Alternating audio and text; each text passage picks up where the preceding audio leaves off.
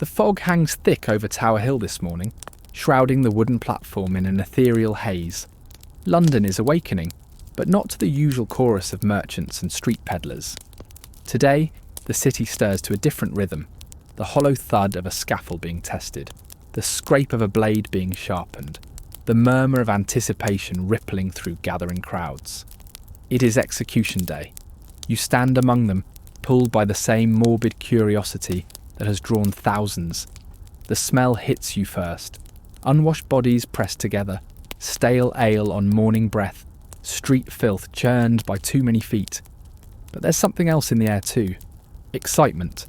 An electric current of anticipation that makes your skin prickle despite the morning chill. Children weave between legs, hawkers sell meat pies and ale, and ladies of quality peer from curtained carriages at the edge of the square. Death, it seems, is London's greatest equaliser and most popular entertainment. A nobleman to your right adjusts his feathered cap and checks a pocket watch. He's due at 9, he tells his companion. They say it's Bartholomew this time. The name sends a visible ripple through those close enough to hear. Bartholomew Sanderson, London's executioner. These past 15 years, a man who has sent more than 200 souls to meet their maker. They say he can take a head clean off with one stroke, whispers a woman clutching a small child to her skirts. Never misses. Not like that butcher from York. Aye, but he charges extra for it, spits an old man. 3 guineas for a clean death. Highway robbery, if you ask me. Would you rather it take 5 strokes? Asks another. Like poor Lady Salisbury? They say she ran around the scaffold with the axe in her neck, the executioner chasing after her, like a farmer after a chicken. Laughter ripples through the crowd, but it's uneasy, nervous. For all their bravado, each person here knows they stand one accusation, one royal disfavour, one desperate act away from the platform themselves. The bells of a nearby church toll 8 times. The crowd swells, pressing tighter. You're jostled forward, closer to the wooden platform that dominates the square. It stands 3 feet high, freshly scrubbed but still dark with stains no amount of cleaning will remove. At its centre rests a block of oak, worn smooth by the weight of countless necks. A ripple of movement at the tower's gate. The crowd surges forward, necks craning. It's not the prisoner yet, just guards clearing the path. But then you see him, emerging from a side entrance to take his position on the scaffold, the executioner. He doesn't look like a death incarnate, no skeleton's grin or devil's horns.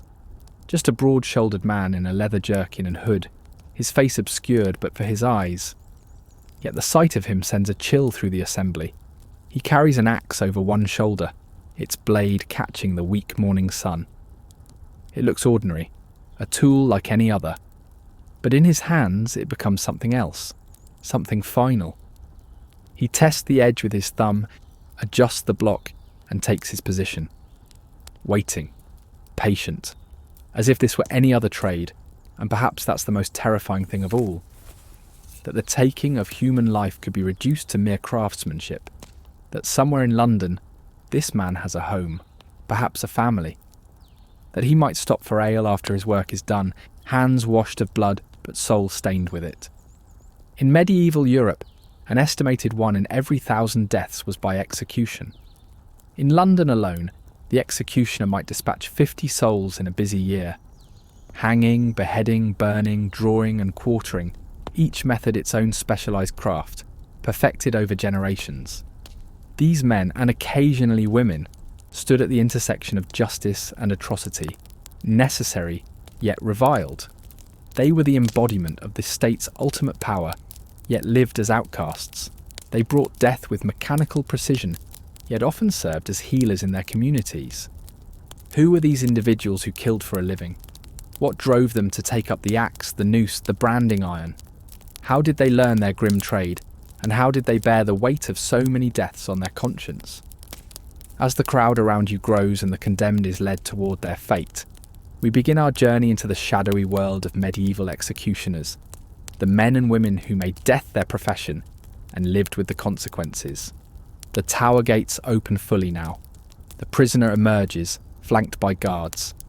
The executioner tests his grip on the axe handle.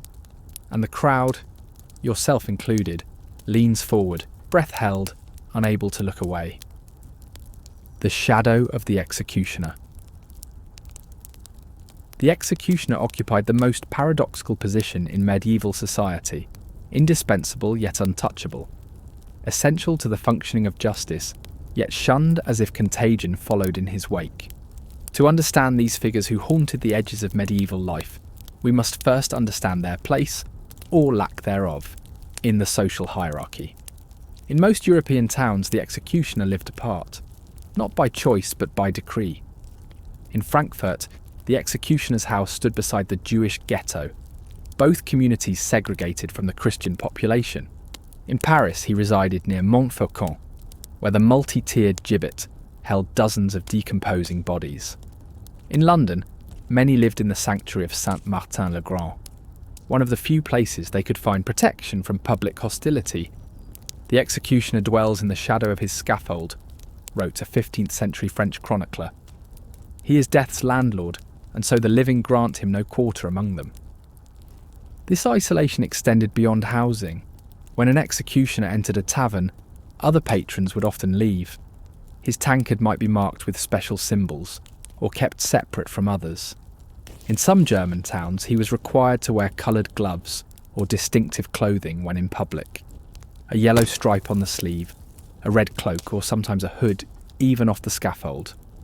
Johann Reichardt, whose family served as Bavarian executioners for over 3 centuries, wrote in his journal, "I am required for justice, yet punished for delivering it.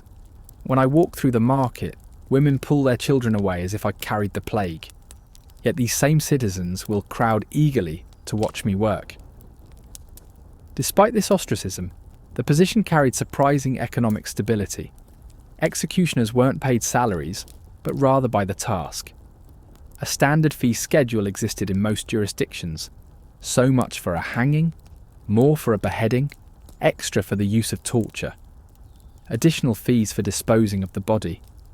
Records from 1538 show the executioner of Nuremberg received 10 guilders for a beheading, but only 3 for a hanging, reflecting the greater skill required for the former. Many executioners supplemented their income through side businesses that capitalised on their unique position. Some sold rope from the gallows as lucky charms. Others dealt in body parts. The hand of a hanged man was believed to have magical properties and might fetch a high price from the superstitious. Most significantly, many executioners served as unofficial healers and bone setters. The connection between executioner and healer seems contradictory to modern sensibilities, but it made practical sense in medieval times. Executioners possessed anatomical knowledge few others could claim. They understood how bodies broke and, by extension, how they might be fixed. They had access to corpses for study when physicians often did not. Many executioners developed reputations as skilled healers, particularly for broken bones, dislocations and wounds. Franz Schmidt, executioner of Nuremberg from 1573 to 1617, maintained detailed records of both his executions, 394 over his career, and his healing practice. His diary shows he treated thousands of patients for ailments ranging from broken limbs to falling sickness, epilepsy. His healing practice brought him wealth that his official duties alone could not provide. This medical knowledge created another paradox. People who would cross the street to avoid an executioner might later seek him out for treatment. The executioner of Munich reportedly had noble patients who visited under cover of darkness, unwilling to be seen consulting him, but desperate for his renowned healing skills. The profession's most defining characteristic, however, was its hereditary nature. Executioner dynasties dominated the profession across Europe, with sons following fathers onto the scaffold for generations. This wasn't merely tradition, but practical necessity. Few would voluntarily enter a profession that brought such social isolation, and training required years of apprenticeship. The Sanson family served as executioners of Paris for 6 generations, from 1688 to 1847, collectively dispatching thousands, including King Louis XVI.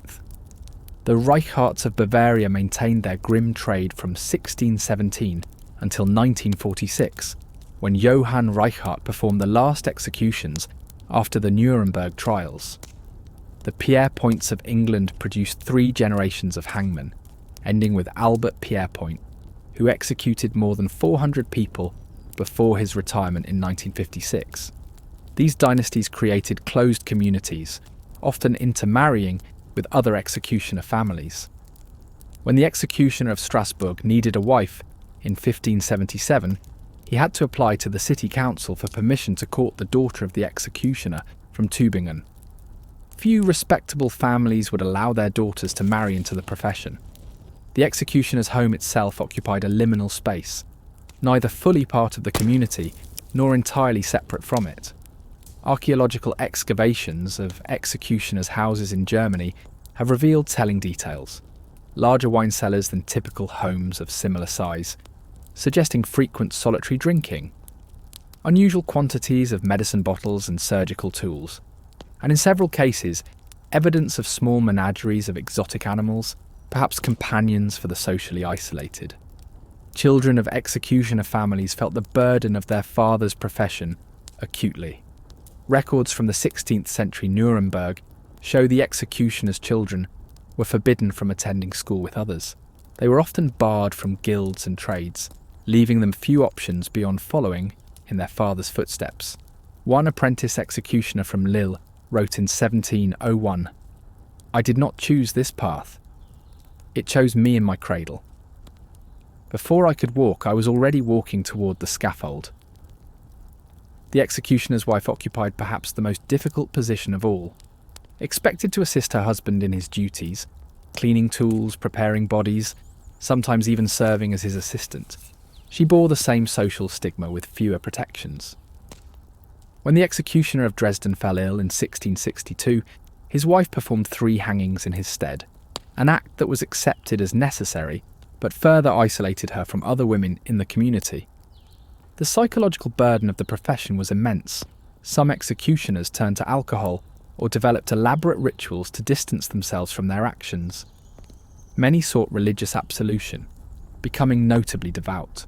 Church records show executioners often made substantial donations to local parishes, perhaps seeking to buy spiritual comfort that social comfort denied them.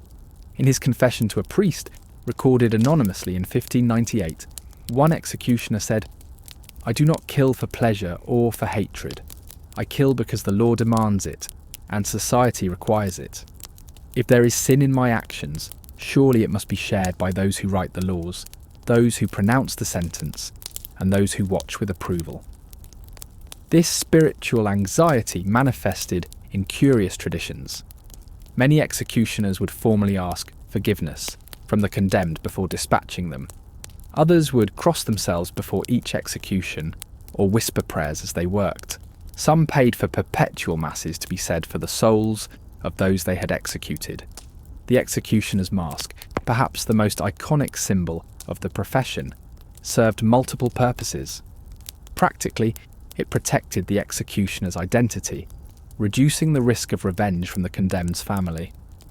Psychologically, it created distance between the man and his actions. Symbolically, it transformed a mere mortal into the impersonal hand of justice. Not all executioners wore masks, particularly in later periods when the profession became more regulated.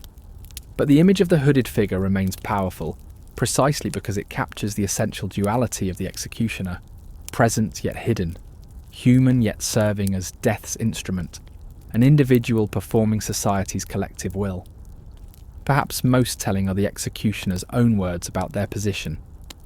Franz Schmidt, whose detailed journal provides our most intimate look into an executioner's mind, never once used the term executioner, Henker, to describe himself. Instead, he called himself the Jury, judicial handyman, Nachrichter, emphasizing his role as merely the final step in a judicial process that began with others. "I do not condemn," he wrote. "I merely conclude what the magistrates have decided. If there is guilt, it lies not in my hands, but in the hands that signed the warrant." This psychological distancing appears consistently in executioners' writings across centuries and borders. They saw themselves not as killers, but as craftsmen performing a necessary public service, the final essential link in the chain of justice. And yet, for all their attempts at professional detachment, records suggest many were haunted by their actions. The executioner of Bamberg reportedly woke screaming for years after a particularly difficult execution of a young woman. The executioner of Brussels became a recluse after botching a beheading in 1613. The hangman of York took his own life in 1711 after executing a man later proven innocent. As day faded to evening, the executioner would clean his tools, remove his distinctive clothing, and attempt to rejoin a society that both required his services and rejected his person. He might stop at a tavern where he drank alone in a corner, visit a church where he prayed in a separate pew, or return to a home that stood apart from others. In this daily transition, we see the fundamental contradiction of the executioner's existence. A man who lived between worlds, neither criminal nor fully citizen, dealing death by day while seeking acceptance by night, essential to justice yet forever marked by its most terrible consequence. The science of death. Behind the macabre spectacle of public execution lay something few spectators appreciated: a complex technical craft requiring precision, anatomical knowledge, and years of training. The medieval and early modern executioner was not merely a brute with a blade, but a specialist whose effectiveness depended on mastering the science of death. "To kill is simple," wrote an anonymous French executioner in 1688. "To kill well, quickly, cleanly, and without error, that is an art requiring study and practice no less rigorous than surgery." This grim education typically began in childhood for those born into executioner families.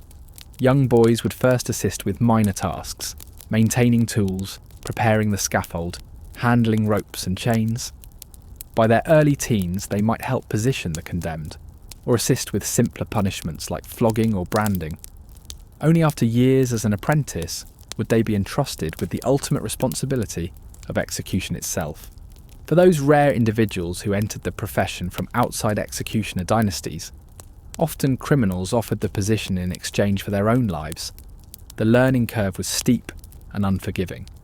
Records from the 16th century Germany describe a former thief, appointed as executioner, who botched his first 3 hangings so badly that the town council threatened him with dismissal, despite the difficulty of finding replacements. The apprenticeship system ensured techniques were refined and passed down through generations. The executioner of Nuremberg, whose family held the position for over a century, kept a leather-bound manual detailing precise measurements for gallows construction, exact placement of knots for different weights of prisoners, and anatomical diagrams showing the ideal strike points for beheadings. This knowledge was closely guarded. When the executioner of Strasbourg attempted to publish a treatise on execution techniques in 1723, other executioners successfully petitioned to have it suppressed, arguing their professional secrets should remain within the Brotherhood. Each method of execution required its own specialised knowledge and presented unique technical challenges.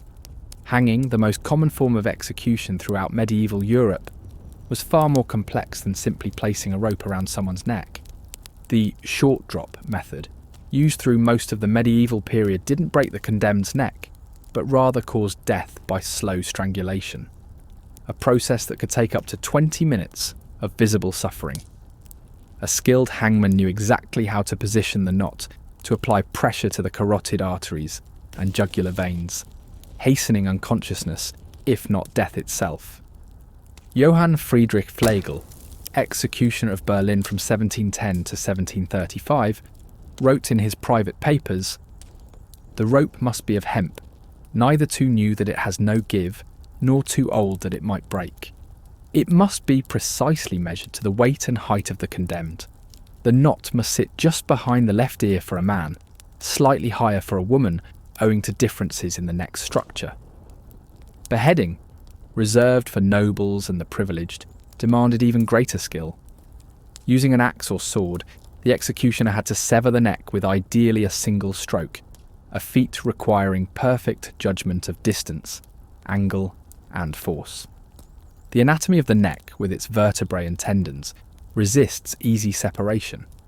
A miscalculation of even an inch could result in a horrific partial decapitation, requiring multiple blows. The executioner's understanding of anatomy was critical. He needed to know precisely where to strike to sever the spinal cord between the first and second vertebrae. He had to account for the involuntary tension in the condemned's neck muscles, which might tighten at the crucial moment.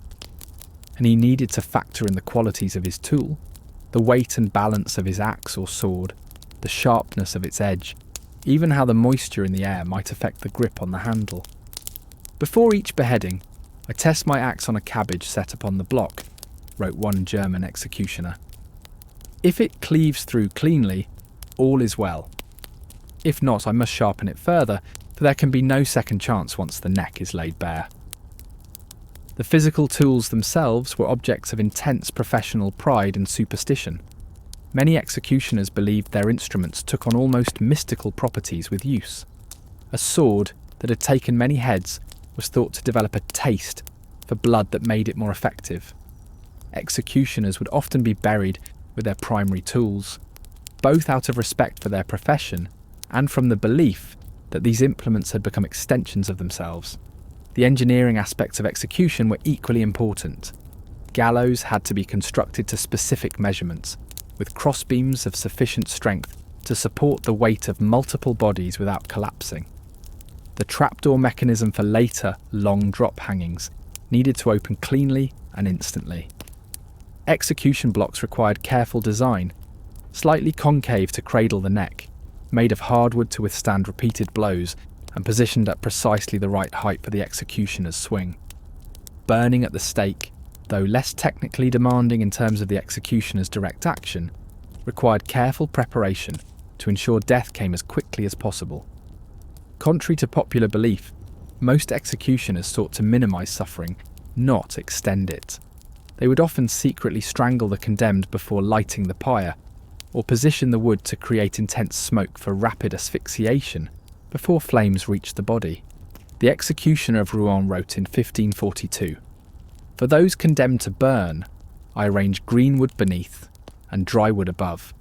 The green creates smoke to choke the senses before the pain of fire can be fully felt. This mercy is not in my instructions, but neither is it forbidden." Drawing and quartering, the most extreme punishment reserved for traitors, represented the pinnacle of the executioner's technical knowledge. The condemned had to be kept alive through the drawing, disembowelment phase, yet rendered insensible to pain. The quartering required knowledge of anatomy to separate limbs at joint junctions rather than hacking through bone. The executioner of London, who dispatched Guy Fawkes and his co-conspirators in 1606, was paid 4 times the standard fee for the technical complexity involved. Weather conditions added another variable to the executioner's calculations. The cold made rope less flexible and more likely to slip. Rain could make handles slick and footing uncertain. Even crowd size affected the process. A larger audience meant more pressure and greater consequences for any mistake. The most skilled executioners developed reputations that spread across Europe. Charles-Henri Sanson, who would later execute King Louis XVI, was known for his ability to behead a condemned person so swiftly that, according to contemporary accounts, the head would be in the basket before the eyes knew they were dead. The executioner of Brussels, Jan Hanover, became famous for his technique of hanging that rendered the condemned unconscious almost instantly, sparing them the prolonged agony of strangulation. These technical reputations affected more than professional pride. They could determine whether an execution proceeded smoothly or descended into chaos. The condemned themselves often paid extra for a renowned executioner, hoping to avoid a botched death. When the Earl of Essex faced execution in 1601, he gave the executioner a substantial tip with the instruction, "Strike true, for I have a short neck." The concept of the good death was central to the executioner's professional identity. A clean, quick execution reflected well on both the executioner and the state he represented. A botched execution could trigger riots, damage the authority of the law, and haunt the executioner for the remainder of his career. Franz Schmidt's diary reveals his deep concern with performing clean executions. He meticulously recorded the number of strokes required for each beheading, noting with evident pride when he achieved it in a single blow, and documenting with regret the few occasions when multiple strokes were needed. The executioner's technical knowledge extended beyond the moment of death to the subsequent handling of the body. Heads displayed on spikes were treated with preservatives to slow decomposition. Bodies destined for the anatomical theatre were drained of blood and treated with rudimentary embalming techniques. Even the disposal of remains followed technical protocols. Certain criminals had to be buried at crossroads or with specific orientations. This technical mastery created a strange professional pride among executioners that contrasted sharply with society's view of their work. In their private writings, many executioners described themselves as craftsmen or even artists. They evaluated their performances with the critical eye of professionals, comparing techniques with colleagues during rare gatherings of their brotherhood. The executioner's scientific knowledge sometimes led to innovations in the field of execution itself. Joseph Ignace Guillotin did not invent the device that bears his name. It was designed and refined by Antoine Louis and Tobias Schmidt, no relation to. Franz, the latter being a German harpsichord maker, but executioners across Europe contributed to its development, suggesting refinements based on their practical experience with beheadings. The guillotine represents perhaps the ultimate expression of the executioner's paradoxical pursuit, a device designed to make death as quick and painless as possible, while still serving justice's demand for the ultimate penalty. It mechanized the executioner's craft, replacing the variable human element with mechanical precision. Charles-Henri Sanson, who first used the guillotine during the French Revolution, after years as a traditional executioner, wrote, "The machine combines all I have learned in 30 years of practice. It is swift, certain, and as merciful as death can be. If I must take lives by order of the state, at least now I can ensure they end in an instant." The psychological dimension of the executioner's technical knowledge cannot be overlooked. Many developed rituals and techniques to distance themselves from the humanity of their victims. Some would focus intensely on technical details, the angle of the blade, the tension in the rope, as a way to avoid contemplating the life they were ending. "I do not execute a man," wrote one 17th century German executioner. "I execute a procedure. I think not of who stands before me, but of how the task must be performed. In this way, I remain sane." This compartmentalization represents its own kind of psychological technology, a mental technique as carefully developed as any physical skill. Executioners who failed to maintain this professional distance often broke under the strain. Records mention numerous cases of executioners who took their own lives, became alcoholics, or suffered what we would now recognise as post-traumatic stress disorder. The executioner's technical knowledge extended to torture as well as execution. Indeed, torture required even greater expertise, as the goal was to inflict maximum pain while keeping the victim alive and conscious. The application of the strappado, the rack, or the thumbscrews all demanded precise understanding of human anatomy and pain thresholds.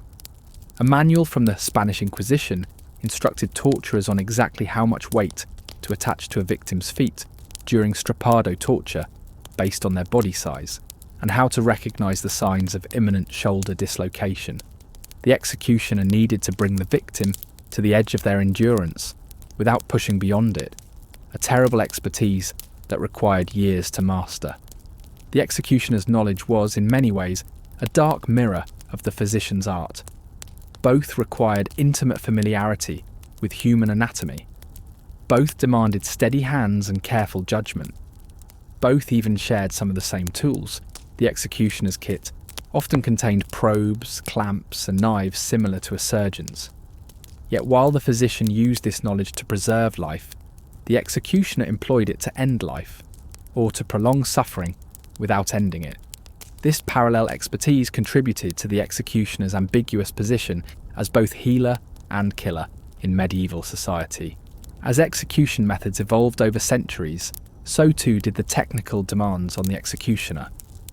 The introduction of the long drop hanging method in the 19th century required complex mathematical calculations based on the condemned's weight, height, and physical condition to determine the precise length of rope needed for a clean, instantaneous breaking of the neck. These calculations, what became known as the drop table, represent perhaps the most clinical application of science to the art of execution. Too short a drop meant slow strangulation. Too long risked complete decapitation. The executioner needed to become part mathematician, part physicist, to ensure the ideal outcome. The executioner's scientific approach to death reveals a profound contradiction at the heart of state-sanctioned killing. On one hand, the development of more humane methods reflects a growing concern with minimising suffering. On the other, this very humanisation required an ever more clinical, detached approach to taking human life. In this paradox lies perhaps the most disturbing aspect of the executioner's craft: the application of human ingenuity, technical skill, and scientific knowledge not to advance life, but to end it more efficiently. The executioner stood at this uncomfortable intersection of progress and punishment, using the fruits of human advancement to serve humanity's oldest penalty. As we move from the technical aspects of execution to the individuals who performed them, remember that behind each clinical description of method and technique stood a person who had mastered this dark science, often at great personal cost. These were not merely technicians of death, but complex individuals shaped by their terrible expertise, carrying the weight of their knowledge through lives spent in society's shadows. The most infamous executioners. History remembers kings, conquerors, and saints, but it also preserves the names of certain men whose fame came from a darker art. These were the master executioners whose reputations transcended their reviled profession, whose names were whispered in fear or spoken with a strange respect. Their journals, letters, and the accounts of their contemporaries provide us with haunting glimpses into the minds of those who were killed by command.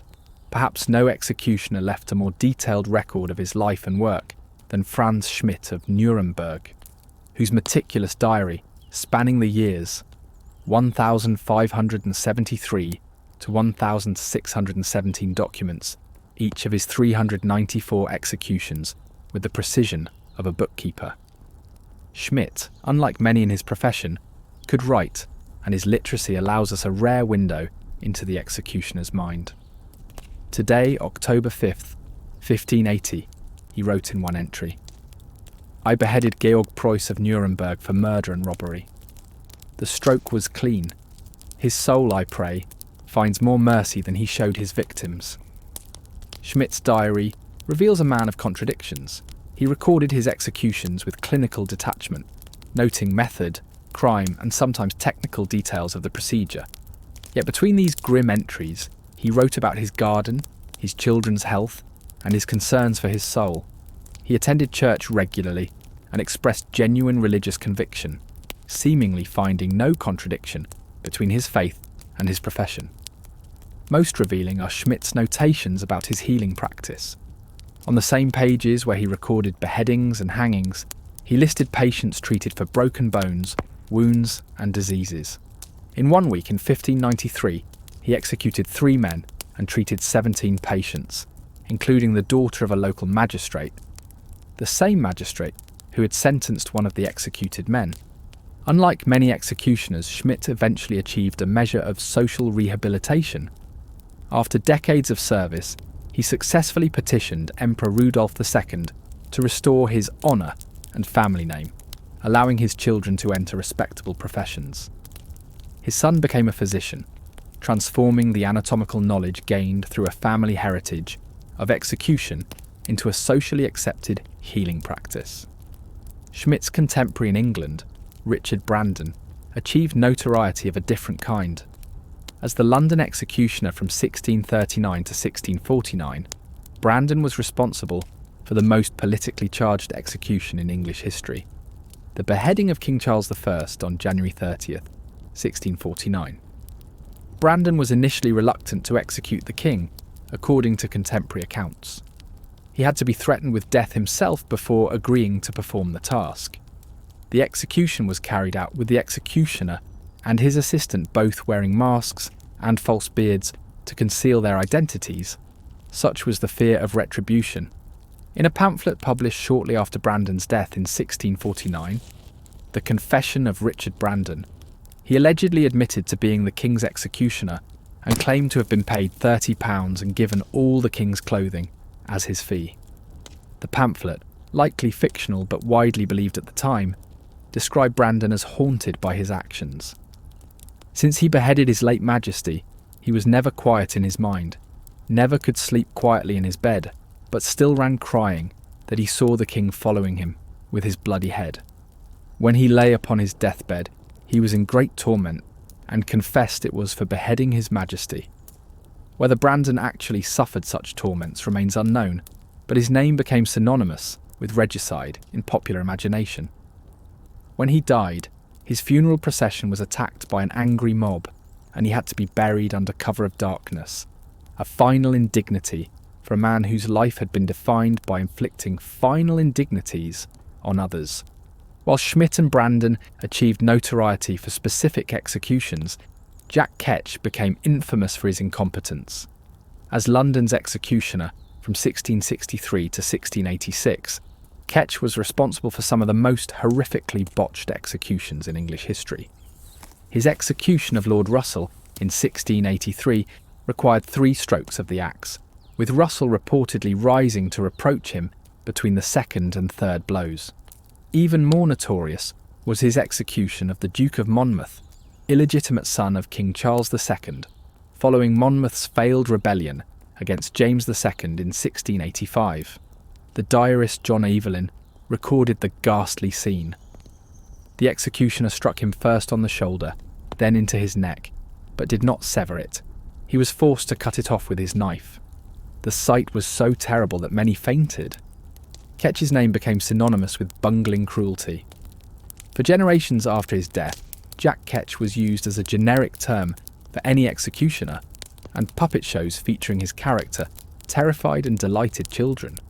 In a profession where technical skill was the primary measure of worth, Ketch represented the nightmare scenario, the incompetent executioner who prolonged the very suffering he was meant to end quickly.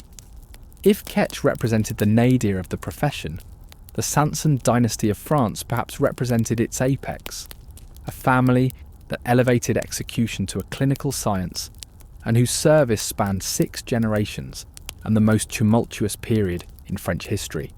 Charles-Henri Sanson, the most famous member of the family, served as executioner of Paris from 1778 to 1795, a period encompassing the French Revolution and the Reign of Terror. During his career, he executed nearly 3,000 people, including King Louis XVI, Queen Marie Antoinette, and revolutionary leader Maximilien Robespierre. Sanson approached his work with scientific detachment. Educated and cultured, he was known to discuss literature and music in the salons of Paris. One of the few executioners accepted, however uneasily, in polite society. He corresponded with anatomists about the most humane methods of execution, and was instrumental in the adoption of the guillotine as France's standard method of capital punishment. His memoirs describe his execution of Louis XVI with professional pride rather than political passion. The king mounted the scaffold with dignity and composure. When I would have bound his hands, he resisted slightly, but upon a word from his confessor, submitted. He asked if the drums would continue beating. I told him I did not know. It was the truth. He then looked firmly at the blade and placed himself beneath it without assistance. The Sanson family's tenure coincided with a mechanisation of execution. Where previous generations had relied on physical skill with an axe or sword, Charles-Henri and his son Henri embraced the guillotine's cold efficiency. This transition from artisanal to industrial killing mirrored France's broader move toward modernity, a chilling parallel between progress and punishment. The Sanson dynasty finally ended in 1847 when Henri's son Clément Henri, lacking his forebear's stomach for the work, resigned the position. The family had served as France's official executioners for 159 years, a bloody legacy that spanned monarchy, revolution, empire and republic. Across the Alps in the Papal States, Giovanni Battista Bugatti, better known as Mastro Titta, Master Titta, built a different kind of legacy. As the executioner of the Papal States from 1796 to 1864, Bugatti served under 7 popes and performed 516 executions, a record he kept with the same precision as Franz Schmidt 2 centuries earlier. Bugatti's longevity, he remained in office until age 85, made him a living landmark in Rome. On execution days, he would cross the Tiber River from his home in Trastevere, wearing a red coat and carrying his tools in a specially made box. This journey became so well known that Romans coined the phrase Mastro Titta is crossing the river, as a euphemism for an impending execution. Unlike many of his contemporaries, Bugatti seemed to harbour no ambivalence about his role. In a rare interview given late in life, he described his career with pride. "I have served justice faithfully and well.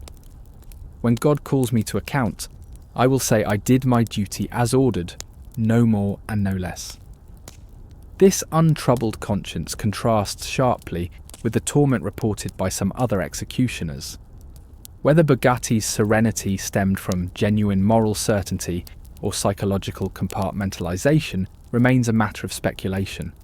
But his calm acceptance of his role made him, in some ways, more unsettling than his more visibly troubled colleagues.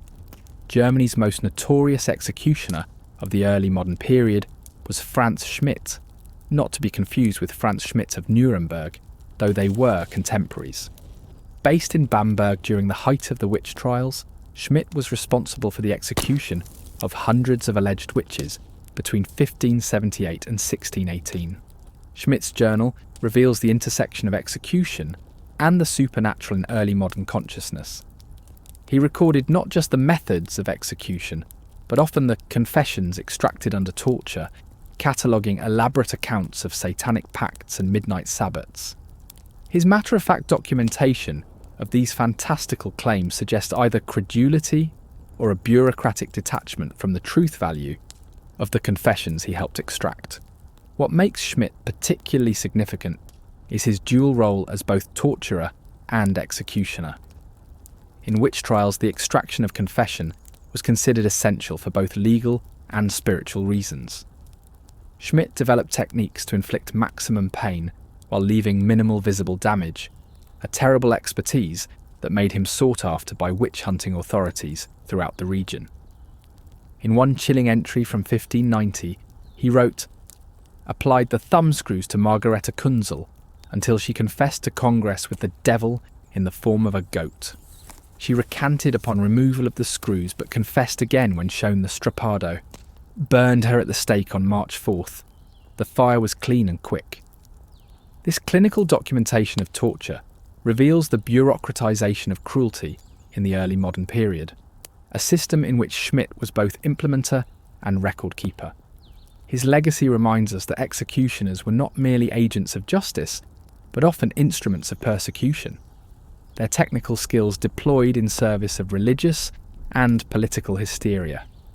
While male executioners dominate historical records, there were notable female executioners as well. Elizabeth Gaunt served as an unofficial assistant to her executioner husband in London during the late 16th century. When he fell ill, she performed several hangings herself, causing a minor scandal that was quickly hushed by authorities who needed the executions carried out regardless of who pulled the lever. More officially recognised was Maria Colin of Austria, who in 1767 became the first woman formally appointed as an executioner.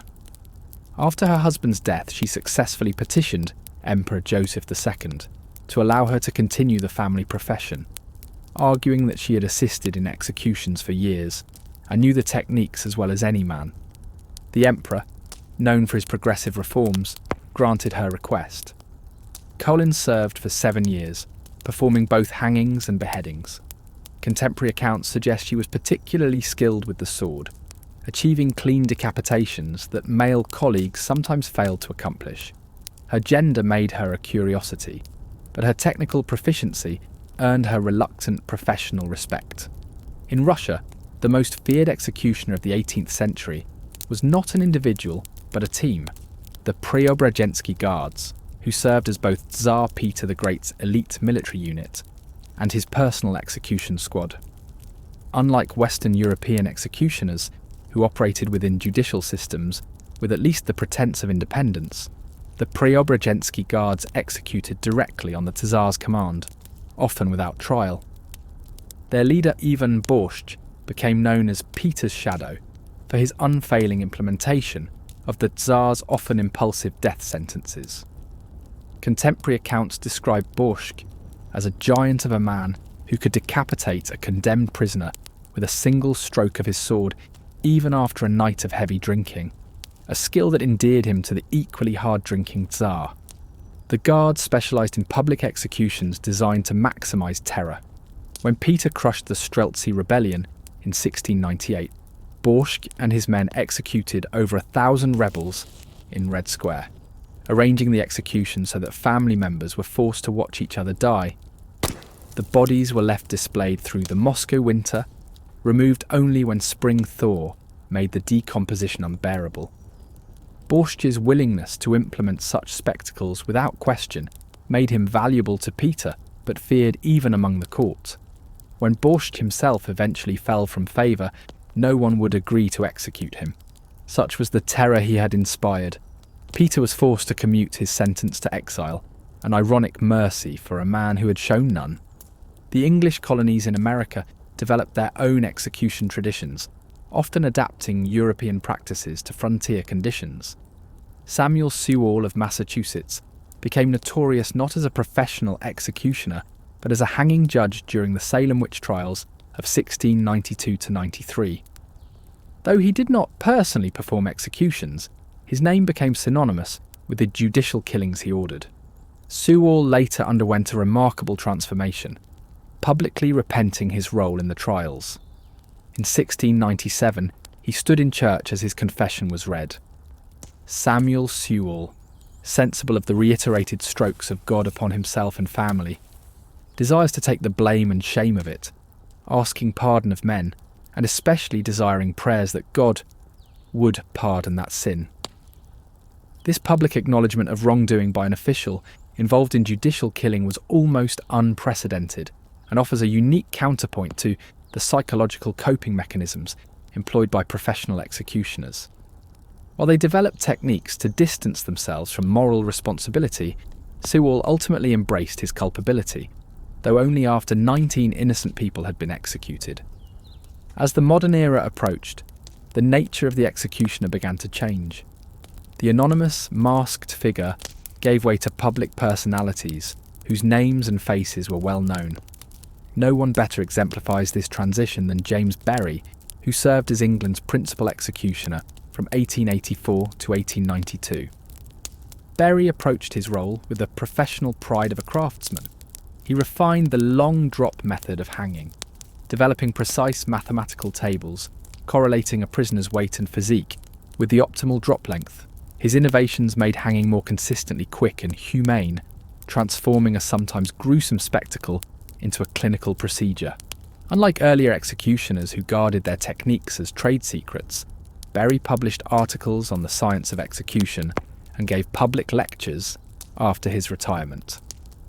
He saw himself as a reformer, writing, "It is my ambition to make execution by hanging as painless and dignified as such a thing can be. Death, even as punishment, need not be torture."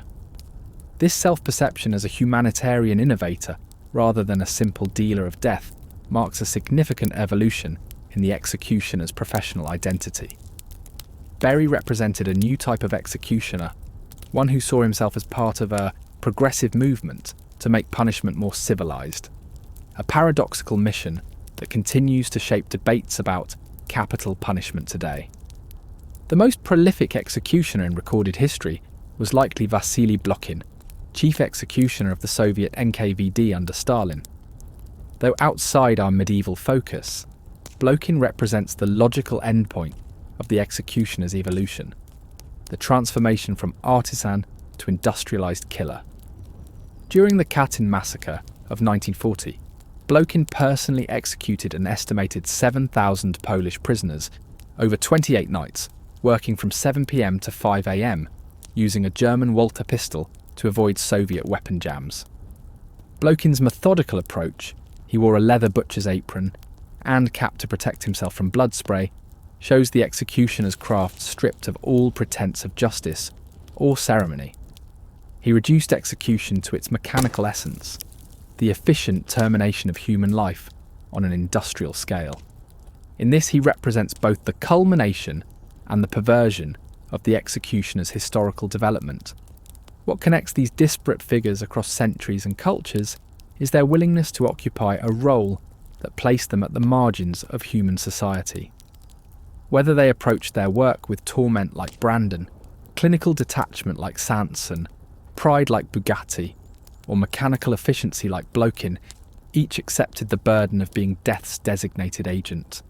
Their diaries, letters, and memoirs reveal individuals struggling with the psychological weight of their profession in different ways. Some sought redemption through religion, others through perfecting their craft to minimise suffering. Some embraced their outcast status, while others fought for social acceptance. Some drank heavily to forget their deeds, while others recorded them with bureaucratic precision. What emerges from these accounts is not a monolithic figure of the executioner, but a spectrum of human responses to an inhuman task.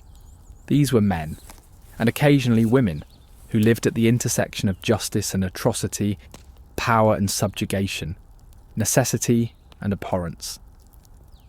Their lives and writings offer a dark mirror to the societies that both required their services and reviled them for providing them. As we examine the psychological toll their profession took, remember that behind each infamous name stood a person who woke each morning knowing that before day's end they would take a human life, and do so not in the heat of battle or passion, but with calculated precision at a scheduled hour. It was this premeditated quality that set the executioner apart and generated both fascination and fear in the public imagination. Psychological toll and public fear. Last night I dreamed of all their faces, not as they were at the end, eyes bulging, tongues protruding, but as they might have been in life. They sat at my table, 217 of them, and asked why I had killed them. I tried to explain I was merely the instrument, not the hand that signed their death warrants. They did not seem to accept this distinction. This haunting passage from the private diary of Henri Sanson, dated 1795 after the height of the terror, offers a rare glimpse into the psychological burden carried by those whose profession was death. While executioners rarely spoke publicly about their inner turmoil, their private writings reveal the heavy toll their work took on their mental well-being. The psychological coping mechanisms employed by executioners varied widely, but certain patterns emerge across centuries and cultures. Alcohol consumption features prominently in historical accounts. The executioner of Dresden reportedly consumed a bottle of brandy before each execution and another after. Financial records from multiple European cities show executioners receiving wine or spirits as part of their compensation, a tacit acknowledgement of the need for chemical comfort. Ritualization served as another critical psychological buffer. Many executioners developed elaborate personal rituals surrounding their work, specific ways of preparing their tools, particular clothes worn only on execution days, prayers or incantations spoken before and after the act. These rituals created psychological distance between the executioner's everyday identity and his professional role. Franz Schmidt's diary mentions that he would fast the day before an execution and attend confession immediately after. The executioner of Madrid would have his tools blessed by a priest before use. Jack Ketch reportedly spoke the same words to each condemned prisoner. "I am but the servant of the law, and what I do by command." These rituals served to transfer moral responsibility away from the individual executioner to the abstract concepts of law and justice. By positioning themselves as mere instruments rather than agents, executioners attempted to preserve their sense of moral identity despite actions that would otherwise be considered murder. Religion played a complex role in the executioner's psychological landscape. Many were devoutly religious, finding in faith both justification for their work and hope for eventual absolution. The Bible's endorsement of capital punishment, "Whoso sheddeth man's blood, by man shall his blood be shed," Genesis 9, provided theological cover for their profession. Yet this religious comfort was often undermined by the Church's ambivalent treatment of executioners. While officially sanctioning the death penalty, the Church frequently restricted executioners' participation in religious life. Many were forced to sit in separate sections during services or take communion after other parishioners had left. This religious marginalisation added spiritual anxiety to the psychological burden of the work itself. The executioner of Nuremberg wrote in 1577, "I serve God's justice on earth, yet am treated as if I were in league with Satan. I pray daily for the souls I have sent to judgment, yet the priest looks at me with disgust when I kneel before him." The compartmentalisation of identity represents perhaps the most sophisticated psychological defence. Many executioners developed almost separate personas for their professional and private lives. They were loving fathers and husbands at home, dispassionate agents of death at work. This psychological splitting allowed them to function in both worlds without complete moral disintegration. Charles-Henri Sanson was known to be a cultured, gentle man in private life, fond of music, well-read, and devoted to his children. Yet this same man could methodically guillotine dozens of people in a morning's work. His memoirs suggest he viewed these as entirely separate realms of existence, never allowing the executioner's identity to intrude upon his domestic life. Despite these coping mechanisms, many executioners eventually broke under the strain. Historical records mention numerous cases of executioners who took their own lives, became alcoholics, or suffered from what modern psychology would identify as post-traumatic stress disorder. The hangman of Bristol reportedly began seeing the ghosts of those he had executed, crowding around his bed at night. Unable to sleep or find peace, he drowned himself in the harbour in 1763. The executioner of Lyon became so disturbed by his work during the French Revolution that he would perform his duties while blindfolded, unable to bear witnessing the deaths he caused.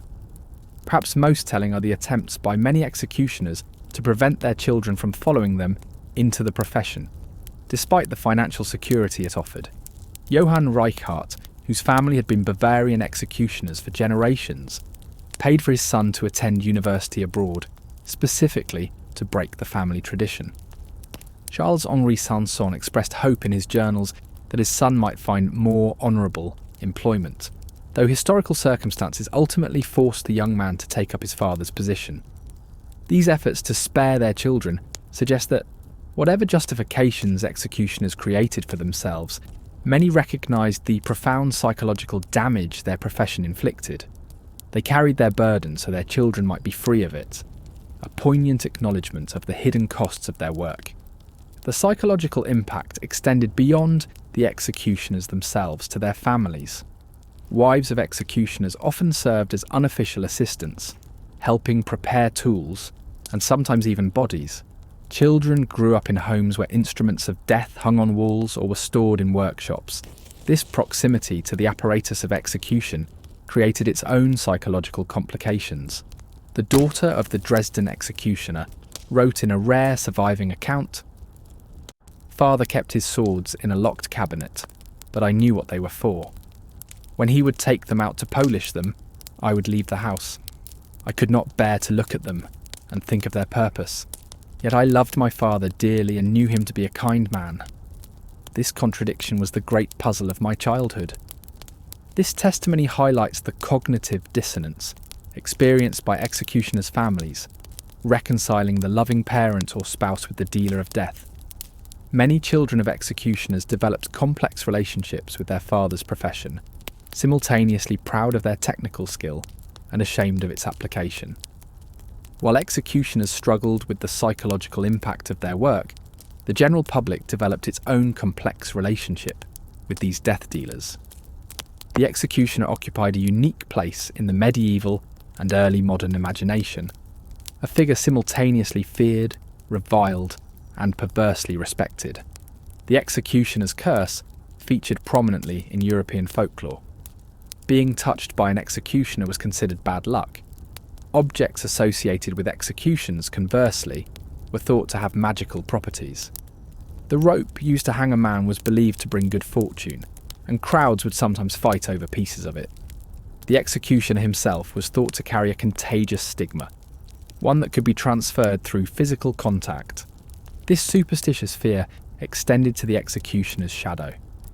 In parts of Germany, it was considered ill fortune if the executioner's shadow fell across you. Pregnant women were especially warned to avoid any contact with executioners, lest their unborn children be marked or cursed. Yet alongside this fear ran a contradictory current of belief in the executioner's healing powers. The executioner's touch was thought to cure certain ailments, particularly those affecting the neck and spine. This belief stemmed from the executioner's intimate knowledge of anatomy and the lingering pre-scientific notion that those who could take life held special power over it. The executioner of Strasbourg maintained a thriving side business selling executioner's salve, an ointment allegedly made with fat from human corpses that was believed to heal wounds and reduce inflammation. Court records show that even nobility would secretly purchase these preparations while publicly shunning their creator. This paradoxical status, both cursed and blessed, polluted and powerful, reflected broader societal ambivalence about execution itself.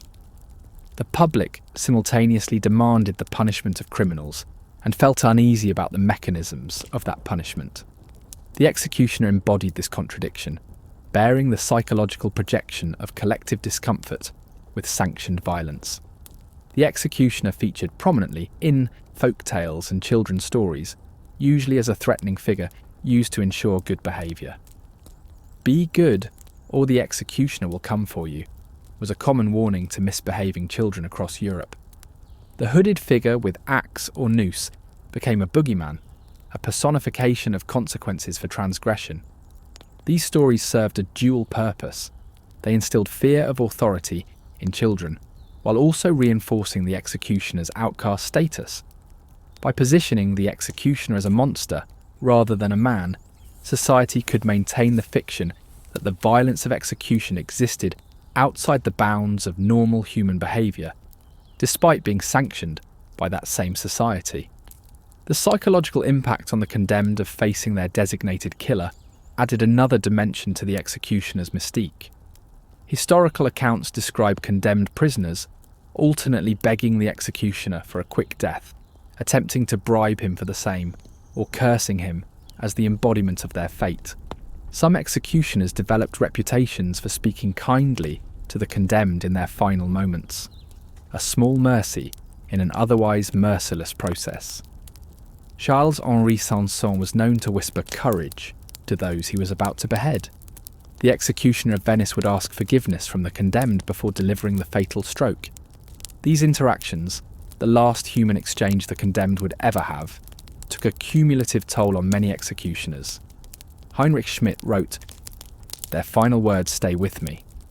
Some curse, some pray, some speak of wives and children they leave behind. All these words collect in my mind like stones in a bag, growing heavier with each execution." Modern psychological analysis of historical executioners suggests many likely suffered from what we would now recognise as moral injury, the distress that results from actions that violate one's ethical code, even when those actions are sanctioned or ordered by authority. The executioner occupied a unique position in this regard, performing acts that violated the fundamental taboo against killing, while simultaneously being required to do so by the state. Dr. Elizabeth Kubler-Ross, pioneering researcher on death and dying, once speculated about the psychological profile of executioners. They must create a separation between their humanity and their function. This splitting of the self is profoundly damaging to psychological integration. and likely leads to various manifestations of trauma, even if these remain largely unrecognised in historical contexts. This analysis helps explain the high rates of alcoholism, suicide and psychological disturbance recorded among historical executioners. Without modern concepts of trauma or therapeutic interventions, these men were left to manage their psychological wounds through whatever means they could devise, often with destructive consequences. The isolation imposed on executioners exacerbated these psychological challenges, denied normal social interaction and community support. They had few outlets for processing their experiences.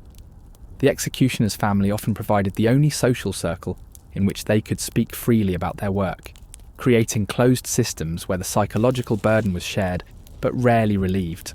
In some regions, executioners formed their own guilds or brotherhoods, rare opportunities to meet with others who understood their unique position.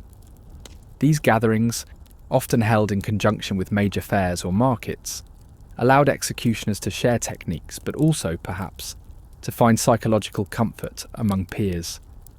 No records exist of the private conversations at these meetings, but one can imagine they served as primitive group therapy for men who could discuss their burdens nowhere else. The psychological impact of the executioner's work extended to those who witnessed executions as well. Public executions were designed partly as deterrents, using fear to discourage criminal behaviour, yet historical accounts suggest they often produced complex psychological responses in spectators, responses that ranged from bloodthirsty excitement to profound moral disquiet. Samuel Pepys, the English diarist, recorded his reaction to witnessing an execution in 1664. "I went to see Major General Harrison hanged, drawn, and quartered. Which was done there, he looked as cheerful as any man could in that condition. He was presently cut down, and his head and heart shown to the people, at which there were great shouts of joy, and indeed it was a very great, remarkable, and cheerful crowd." Pepys's account captures the carnival atmosphere that often surrounded executions. Yet he later confessed to nightmares about the scene, suggesting that beneath the public performance of approval lay private psychological disturbance. This public ambivalence about execution created a projection screen for collective anxiety. The executioner became the repository for societal discomfort with state violence, the individual who performed the act that many approved in theory but found disturbing in practice. By ostracising the executioner, society could maintain its commitment to capital punishment while distancing itself from the physical reality of killing. The executioner thus bore a double psychological burden: the direct trauma of repeatedly taking human life, and the projected discomfort of the society that demanded those deaths while shunning their implementer. This dynamic created a psychological isolation, perhaps unparalleled in other professions. Some executioners found ways to psychologically reframe their work as a form of mercy. By developing techniques to make death as quick and painless as possible, they could view themselves as minimizing suffering, rather than causing it. The executioner of Brussels wrote in 1701, "When I must take a life, I strive to do it with such skill that death comes before pain can register. In this way I make myself death's better servant than disease or old age would be." This reframing, positioning the executioner as a more merciful alternative to natural death, represents a sophisticated psychological defense mechanism. By focusing on technique rather than outcome, on process rather than purpose, the executioner could maintain a sense of professional pride while avoiding full confrontation with the moral implications of his work.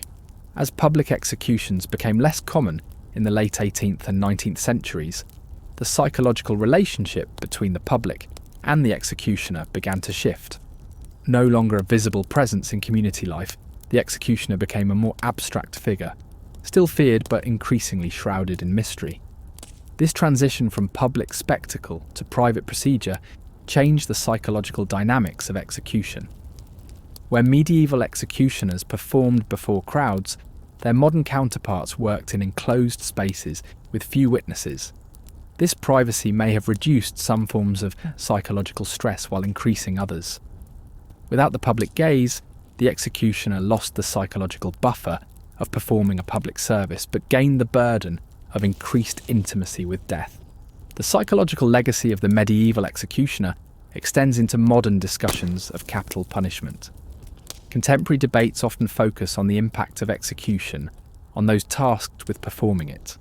Multiple studies of modern execution teams report significant rates of post-traumatic stress, alcohol abuse, and relationship difficulties among their members, suggesting that despite technological changes, the fundamental psychological burden remains.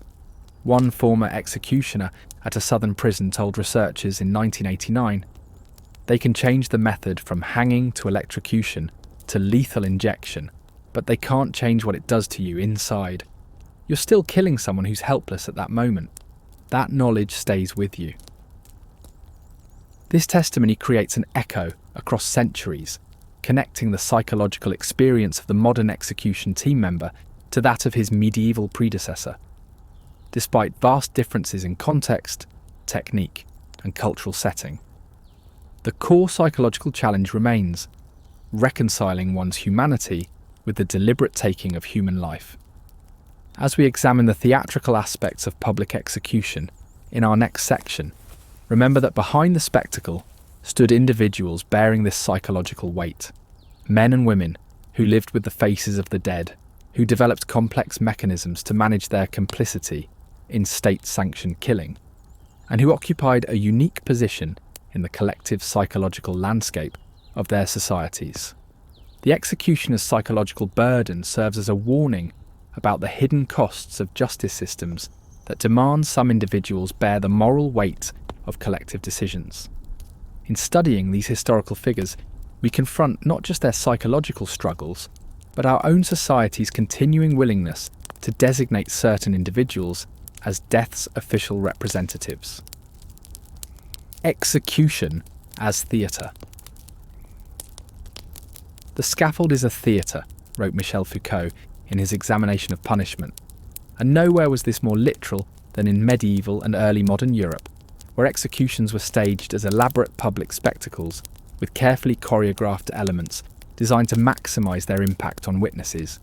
The executioner, in this context, was not merely a killer but a performer, the central actor in a drama of power, justice and mortality. The physical arrangement of execution sites reflected their theatrical purpose. Rather than conducting executions in private or secluded locations, authorities deliberately positioned scaffolds and gallows in the most public spaces available: market squares, crossroads and prominent hills. These locations ensured maximum visibility and attendance, transforming execution from a simple judicial function into a public event. Tower Hill in London, the Place de Grève in Paris, the Rabenstein in Vienna. These execution grounds became infamous stages where the drama of state power played out before audiences that could number in the thousands. The scaffolds themselves were constructed with visibility in mind, elevated platforms that allowed even those at the back of the crowd to witness the proceedings. Some permanent execution sites even included tiered seating, like theatres, with better positions reserved for paying spectators or dignitaries. A Venetian visitor to London in 1559 wrote, "They make a spectacle of justice in this country, such as I have never seen elsewhere. The condemned is displayed high above the crowd on a wooden stage, as an actor might be, so that all may witness the triumph of law over transgression." The timing of executions further emphasised their theatrical nature. Rather than carrying out sentences at convenient administrative hours, executions were typically scheduled for market days or holidays when the largest crowds could be expected. In many cities, executions became regular features of the civic calendar, anticipated events that drew spectators from surrounding villages and created economic opportunities for vendors selling food, drink and sometimes commemorative souvenirs. The executioner's appearance was carefully managed to maximise dramatic impact. The iconic hood or mask, though not universal across Europe, served both practical and symbolic functions. Practically, it concealed the executioner's identity, protecting him from potential revenge. Symbolically, It transformed a mere man into an impersonal agent of justice, a faceless embodiment of the state's power over life and death. Beyond the hood, executioners often wore distinctive clothing that set them apart visually from both officials and spectators. In France, the executioner traditionally wore red, the colour of blood but also of royal authority. In parts of Germany, executioners wore black and yellow, colours associated with imperial power. These costumes weren't merely functional, but designed to create a visual impact, to mark the executioner as a figure who existed outside normal social categories. The executioner's movements and gestures were similarly theatrical. Many developed signature flourishes with their instruments, a particular way of displaying the axe to the crowd, a formal bow to officials before beginning their work, a specific method of positioning the condemned. These weren't merely personal habits, but conscious elements of performance, designed to add gravity and ceremony to the proceedings. The executioner of Paris during the 1670s was known for his dramatic unveiling of the sword at beheadings. He would keep it concealed beneath a velvet cloth until the final moment, then reveal it with a flourish that made sunlight flash off the blade, a moment of terrible beauty before the fatal stroke. Such gestures weren't mere showmanship, but served to underscore the solemnity of the occasion and the executioner's control over the proceedings. The condemned person played their own crucial role in this theatre of death.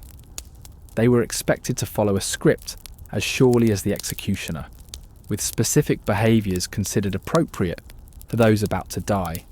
The ideal condemned prisoner showed courage without defiance, repentance without excessive pleading, dignity without pride. They confessed their crimes, affirmed the justice of their sentence, asked forgiveness from those they had wronged, and offered prayers for their souls. This good death script served multiple purposes. For authorities, it reinforced the legitimacy of the execution by having the condemned themselves validate its justice. For the church, it provided a final opportunity for repentance and salvation. For the condemned, it offered a chance to die with dignity and ensure proper treatment of their remains. For spectators, it provided the satisfying narrative closure of seeing justice acknowledged and the social order reaffirmed. Deviations from this script created dramatic tension. A prisoner who maintained their innocence to the end, who cursed their judges or the crowd, who refused religious consolation or attempted to resist. These were troubling disruptions to the intended narrative. Such cases often appear in historical records precisely because they violated expectations and created memorable spectacle. When Mary, Queen of Scots, was executed in 1587, her adherence to the script of a noble death became part of her lasting legend. She forgave her executioners, affirmed her Catholic faith without directly challenging the Protestant authorities, and revealed a red petticoat, the colour of Catholic martyrdom, as her black dress was removed. This carefully planned performance transformed a political execution into a religious tableau that would inspire her supporters for generations. By contrast, when the rebel leader Wat Tyler was killed in 1381, his ignoble death, struck down unexpectedly rather than formally executed, was deliberately reframed in official accounts to fit the proper narrative of justice served. The messy reality was reshaped into political theatre, even after the fact, demonstrating how important the proper execution script was to maintaining authority. The executioner bore significant responsibility for maintaining this script. If the condemned faltered, becoming too fearful to mount the scaffold, too weak to stand, or too defiant to follow protocol, the executioner often stepped in to manage the situation. Historical accounts mention executioners physically supporting trembling prisoners, quieting those who spoke too freely, or hastening the end for those who suffered excessively. This stage management ensured the execution proceeded according to plan, delivering its intended message to witnesses. The audience itself was an active participant in this theatre. Far from passive spectators, execution crowds responded vocally to the unfolding drama, cheering, jeering, sometimes intervening if they felt justice was being improperly served. Their presence was essential to the purpose of public execution, which was not merely to punish the individual criminal, but to demonstrate the consequences of crime to the wider community. Crowd behaviour at executions followed its own theatrical conventions. Spectators might show approval for a well-performed execution with applause, as they would for any skilled performance. They expressed collective judgment through their reactions: sympathy for a repentant criminal who died well, scorn for one who showed cowardice, anger at an executioner who botched his task. These responses weren't incidental, but integral to the social function of the execution. A French judicial official wrote in 1721, "The crowd at an execution serves as a chorus, might in the ancient Greek tragedies, expressing the moral judgment of the community and drawing lessons from the spectacle before them. Their presence completes the circle of justice." The physical arrangement of the crowd reinforced social hierarchies. In many cities, designated areas were reserved for officials, nobility, and other dignitaries, giving them the best views of the proceedings. The wealthy might rent rooms overlooking the execution ground, or pay for seats in specially constructed stands. The common people stood wherever they could find space, often jostling for better positions. This stratification of the audience mirrored the broader social order, with the execution serving to reinforce existing power structures, even in the arrangement of its witnesses. Religious elements added another layer to the theatrical nature of executions. Priests or ministers accompanied the condemned to the scaffold, offering prayers, holding crucifixes for them to kiss, and sometimes delivering sermons to the crowd that drew moral lessons from the spectacle. These religious figures served as a kind of chorus, interpreting the execution's meaning within a Christian framework of sin, repentance, and redemption. In Catholic regions, religious confraternities specialised in ministering to the condemned, accompanying them from prison to scaffold, while singing hymns and carrying banners. These processions added pageantry to the proceedings and emphasised the spiritual dimension of execution. The Brotherhood of Good Death in Florence, for instance, wore distinctive hooded robes and carried a large crucifix before the condemned, creating a solemn religious procession that transformed a judicial punishment into something resembling a sacred ritual. The executioner's interaction with these religious elements varied by region and period. In some places, executioners were expected to request forgiveness from the condemned before carrying out the sentence, a ritualised exchange that acknowledged the moral complexity of their role. In others, they might make the sign of the cross before delivering the fatal stroke, or recite a brief prayer. These gestures integrated the violence of execution into a religious framework that helped justify it to witnesses. The theatrical elements of execution reached their peak during the execution of notable criminals or political figures. These high-profile cases often included additional ceremonial elements designed to underscore the significance of the event and maximise its impact on public consciousness. When Robert François d'Amiens, who had attempted to assassinate King Louis XV, was executed in 1757, the elaborate torture and execution became one of the most spectacular judicial ceremonies in French history. Before an enormous crowd, Damiens was subjected to burning with sulphur, drawing and quartering by horses, and finally burning of his remains. The entire process took hours and involved multiple executioners working in sequence. This extraordinary spectacle was designed not merely to punish Damiens, but to dramatically reaffirm royal authority after it had been literally attacked.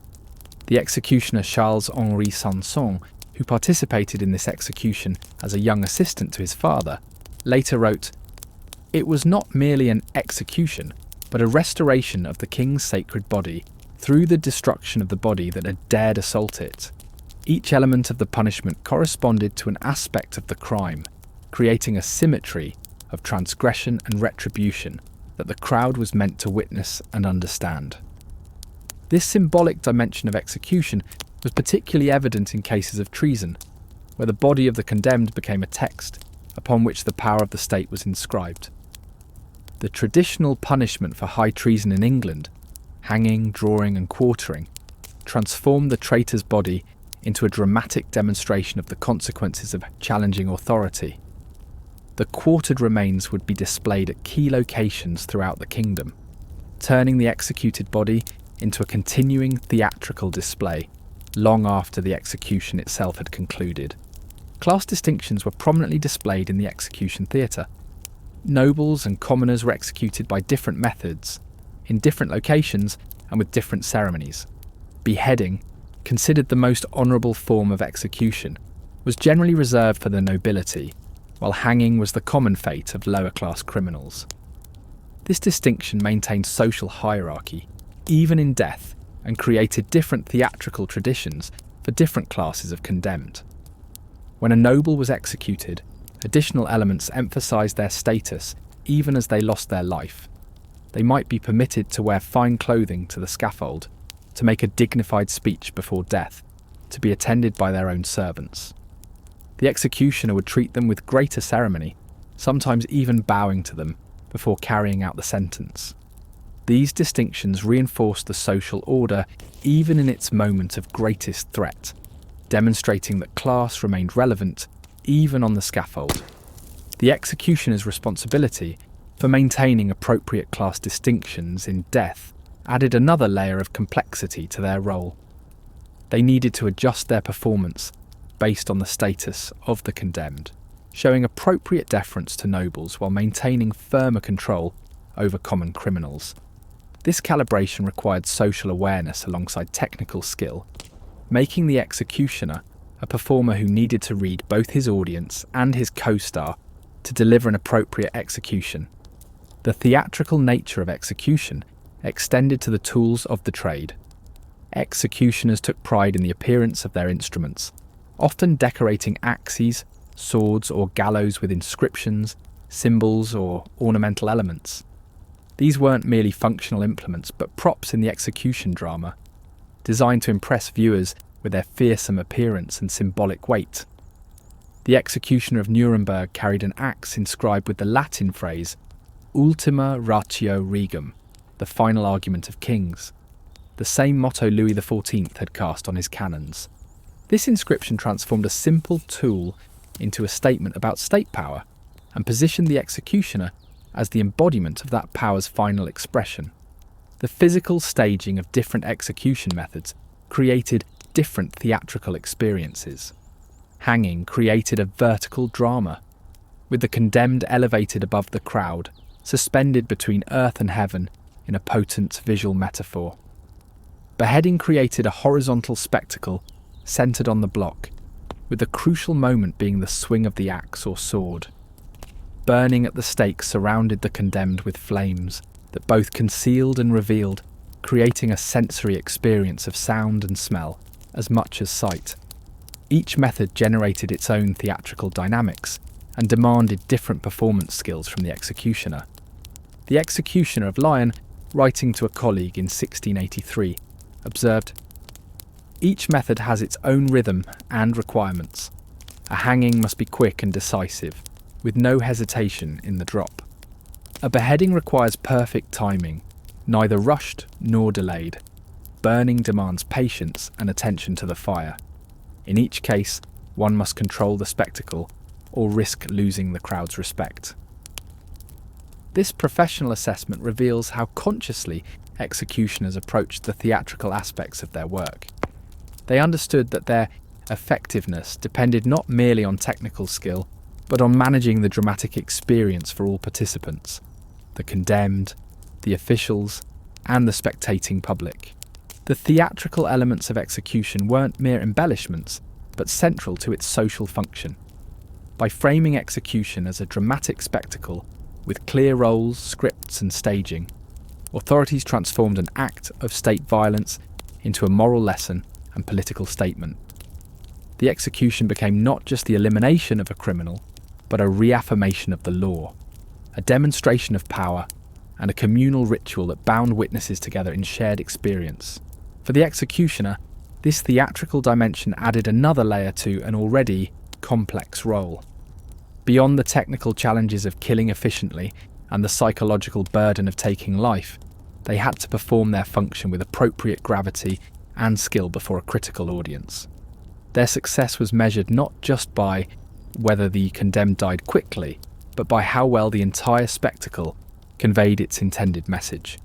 As public taste changed over centuries, the theatrical aspects of execution evolved. The elaborate tortures and extended spectacles of the medieval and early modern periods gradually gave way to quicker, more clinical procedures.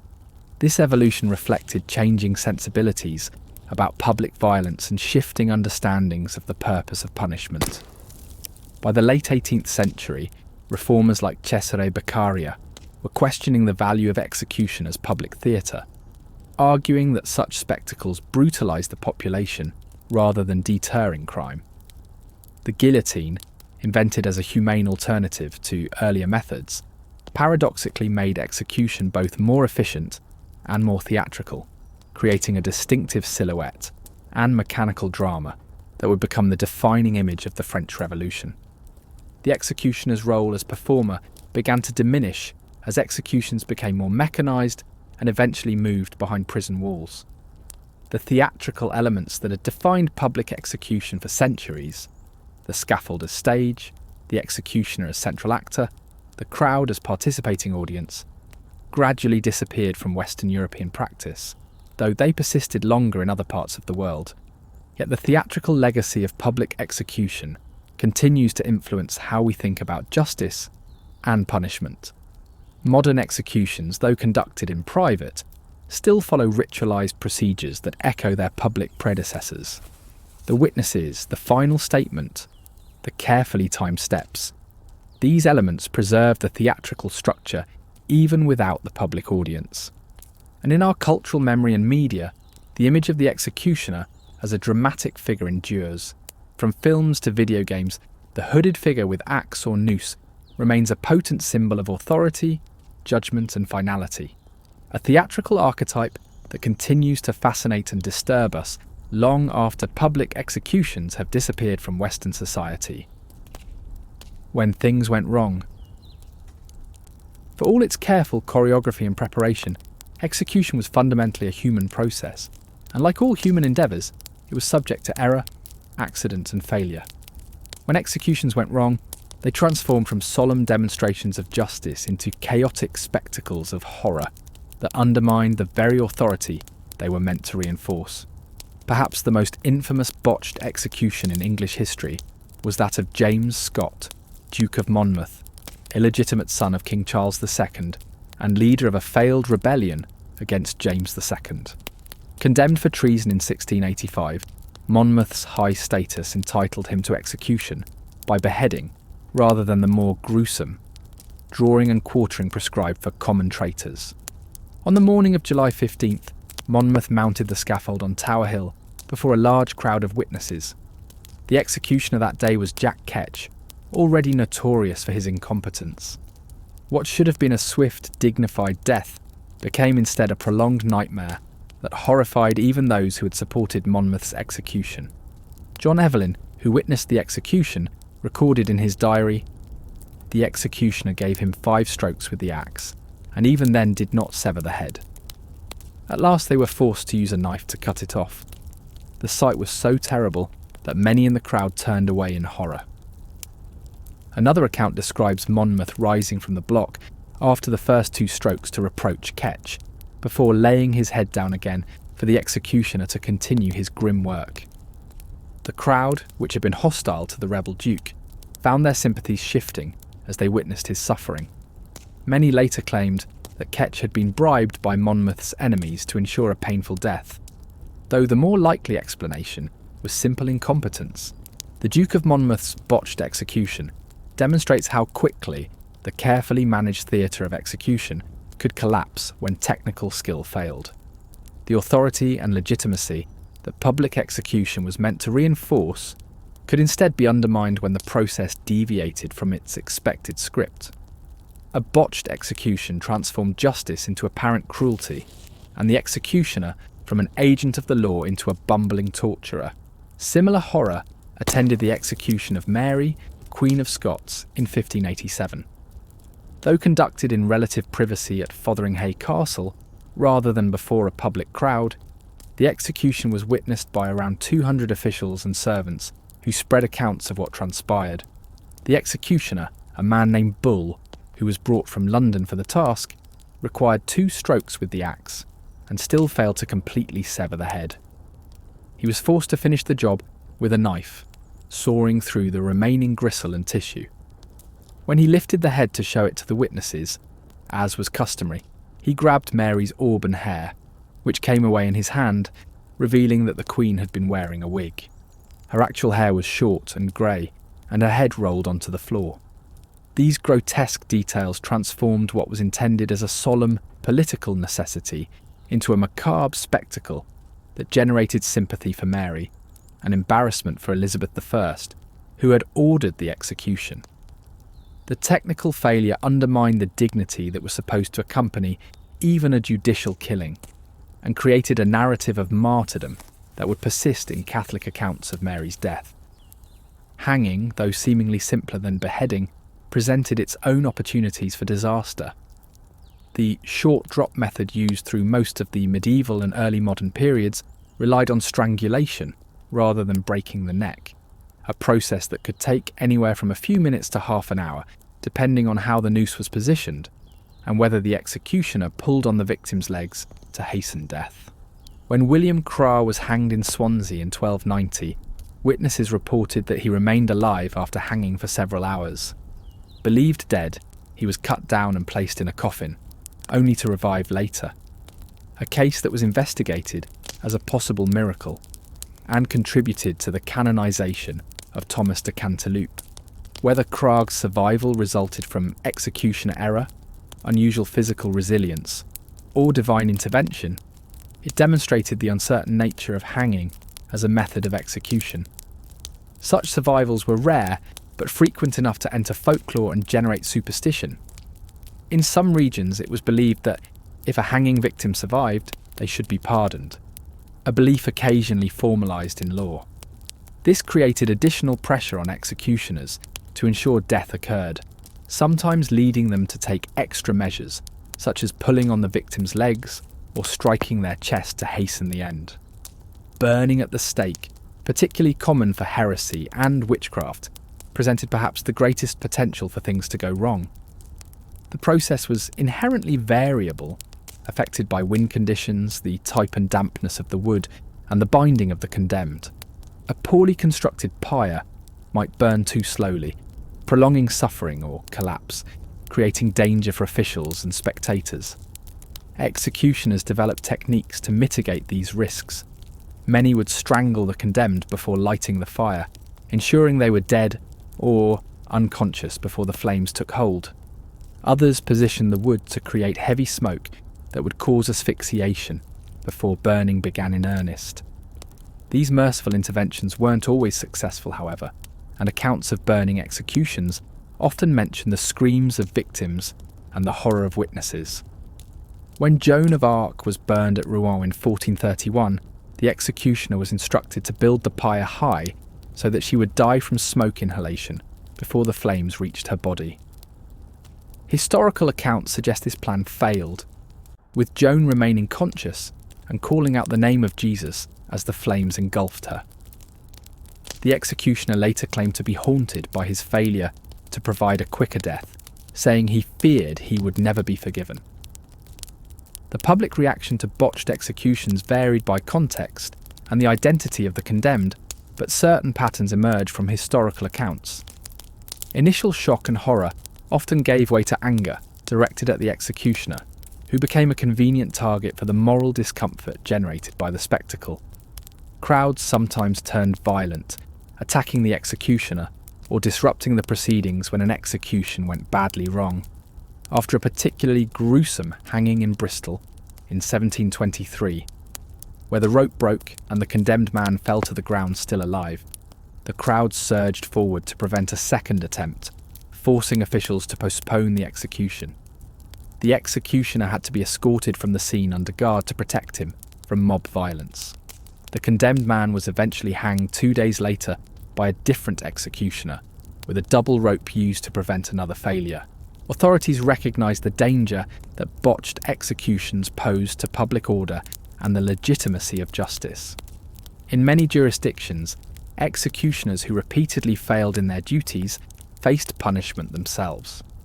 The executioner of Munich was briefly imprisoned in 1638 after taking 3 strokes to behead a nobleman, while the executioner of Brussels was dismissed from his position after a similar failure in 1711. These punishments served multiple purposes. They provided a form of justice to the victim who had suffered unnecessarily. They deterred other executioners from carelessness, and they demonstrated to the public that even executioners were subject to accountability. The system that empowered executioners to take life also demanded that they do so with appropriate skill and efficiency. The psychological impact of a botched execution extended beyond the immediate participants. Witnesses often reported nightmares and intrusive memories after observing a particularly gruesome failure. Samuel Pepys, who witnessed several executions during his lifetime, wrote of dreaming about a botched hanging for weeks afterward, waking in a cold sweat with the victim's contorted face in his mind. For the executioners themselves, a failed execution could be professionally and psychologically devastating. Many developed alcoholism or depression after particularly notorious failures. The executioner of York reportedly took his own life in 1711 after a botched beheading that required 5 strokes, unable to bear the public ridicule and his own guilt over the suffering he had caused. Technical failures weren't the only way executions could go wrong. The condemned person's behaviour could also disrupt the carefully planned spectacle. Some refused to follow the expected script, using their final moments to protest their innocence, curse their accusers, or make political statements that authorities would have preferred to suppress. When the Jesuit priest Edmund Campion was executed for treason in 1581, he was repeatedly interrupted during his scaffold speech by officials who feared his eloquence would sway the crowd. When he attempted to pray in Latin, drums were beaten to drown out his voice. These attempts to control the narrative revealed the authorities' anxiety about the power of the condemned to reshape the meaning of their own execution. In more extreme cases, the condemned might physically resist, requiring force to complete the execution. Such resistance transformed the solemn ritual into an undignified struggle that undermined the appearance of legitimate authority. Executioners were trained to manage such situations, sometimes employing assistants to hold the condemned in position or using restraints to prevent movement at the crucial moment. The executioner of Paris wrote in his memoirs of a condemned man who fought so violently on the scaffold that it took 6 assistants to hold him in position for this guillotine. Such resistance, he noted, transforms justice into something that appears like murder, however legitimate the sentence may be. It is the worst outcome for all concerned. Weather conditions could also disrupt executions in ways that seemed almost symbolic to superstitious witnesses. Sudden storms that extinguished fires, winds that tangled hanging ropes, or unexpected fog that obscured the scaffold were all interpreted as potential divine intervention or omens about the justice of the proceedings. When Catherine Howard, 5th wife of Henry VIII, was executed in 1542, a light snow began falling just as she laid her head on the block. Witnesses later described this as heaven's tears for the young queen, a poetic interpretation that subtly questioned the justice of her death, even while accepting its necessity. The mechanical failure of execution devices created particularly dramatic disruptions. The early guillotine, though designed to be more reliable than manual beheading, occasionally malfunctioned. The blade might stick partway through its fall or fail to sever the neck completely, requiring manual intervention to complete the execution. Such failures were especially disturbing because they undermined the promise of mechanical efficiency that was central to the guillotine's purpose. During the French Revolution, when executions were conducted at an unprecedented rate, such mechanical failures became more common due to inadequate maintenance and the sheer volume of use. The executioner Henri Sanson recorded several instances where the guillotine blade had to be raised and dropped multiple times to complete an execution, a horrific experience for all present and a stark contradiction of the device's supposed humanity. The ethical questions raised by botched executions led to ongoing debates about execution methods. with authorities continually seeking more reliable, less error-prone approaches. The long drop hanging method developed in the 19th century, the electric chair, the gas chamber, and lethal injection all represent attempts to minimise the risk of technical failure and reduce the suffering of the condemned, though each has produced its own catalogue of horrific failures. These debates reveal a fundamental contradiction in the practice of judicial execution: the desire to kill humanely, to minimise suffering in the process of deliberately ending a human life. The executioner stood at the centre of this contradiction, tasked with implementing methods that would achieve death with minimal suffering, while knowing that no method could guarantee this outcome in every case. The possibility of executing the innocent represented perhaps the most profound way an execution could go wrong, though this error might never be known to those involved. Historical records contain numerous cases where evidence of innocence emerged only after an execution had been carried out, creating moral crises for the officials, judges, and executioners who had participated in the process. The executioner of Bristol, who had performed hundreds of hangings during his career, resigned his position in 1752 after learning that a man he had executed the previous year had been posthumously exonerated when the actual murderer confessed. In his resignation letter he wrote, "I can no longer trust that the neck I break belongs to one who deserves such a fate. This doubt will haunt me with each future execution, and I cannot bear it." This crisis of confidence highlights the unique moral burden carried by executioners. Unlike soldiers who might kill in the chaos of battle, or citizens who might kill in self-defense, executioners killed deliberately, methodically, and with full premeditation. The possibility that this act might be applied to the innocent created a moral horror that many found unbearable. When things went wrong in public executions, the carefully constructed narrative of justice being served collapsed, revealing the raw violence that underpinned state authority. These failures exposed the fundamental contradiction at the heart of judicial execution: the attempt to transform killing into a civilised, regulated practice that could be distinguished from the very crimes it punished. The executioner, in these moments of failure, transformed from the dignified agent of justice into a bungling killer, from the embodiment of state authority into its most problematic representative. These moments of breakdown reveal the fragility of the distinction between judicial punishment and simple violence, a distinction that the theatrical elements of execution worked so hard to maintain. As public executions declined and eventually disappeared from Western Europe, the potential for public witnessing of such failures diminished. Yet the problem of botched executions has never been solved, merely removed from public view. Modern execution chambers still witness technical failures, prolonged deaths, and signs of suffering that contradict the promise of humane punishment. The executioner's greatest fear, that their technical skill would fail at the crucial moment, transforming a solemn act of justice into a spectacle of cruelty, remains relevant in modern discussions of capital punishment.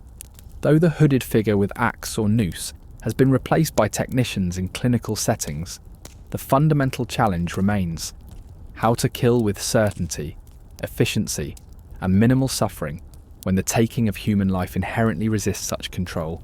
Decline of the medieval executioner.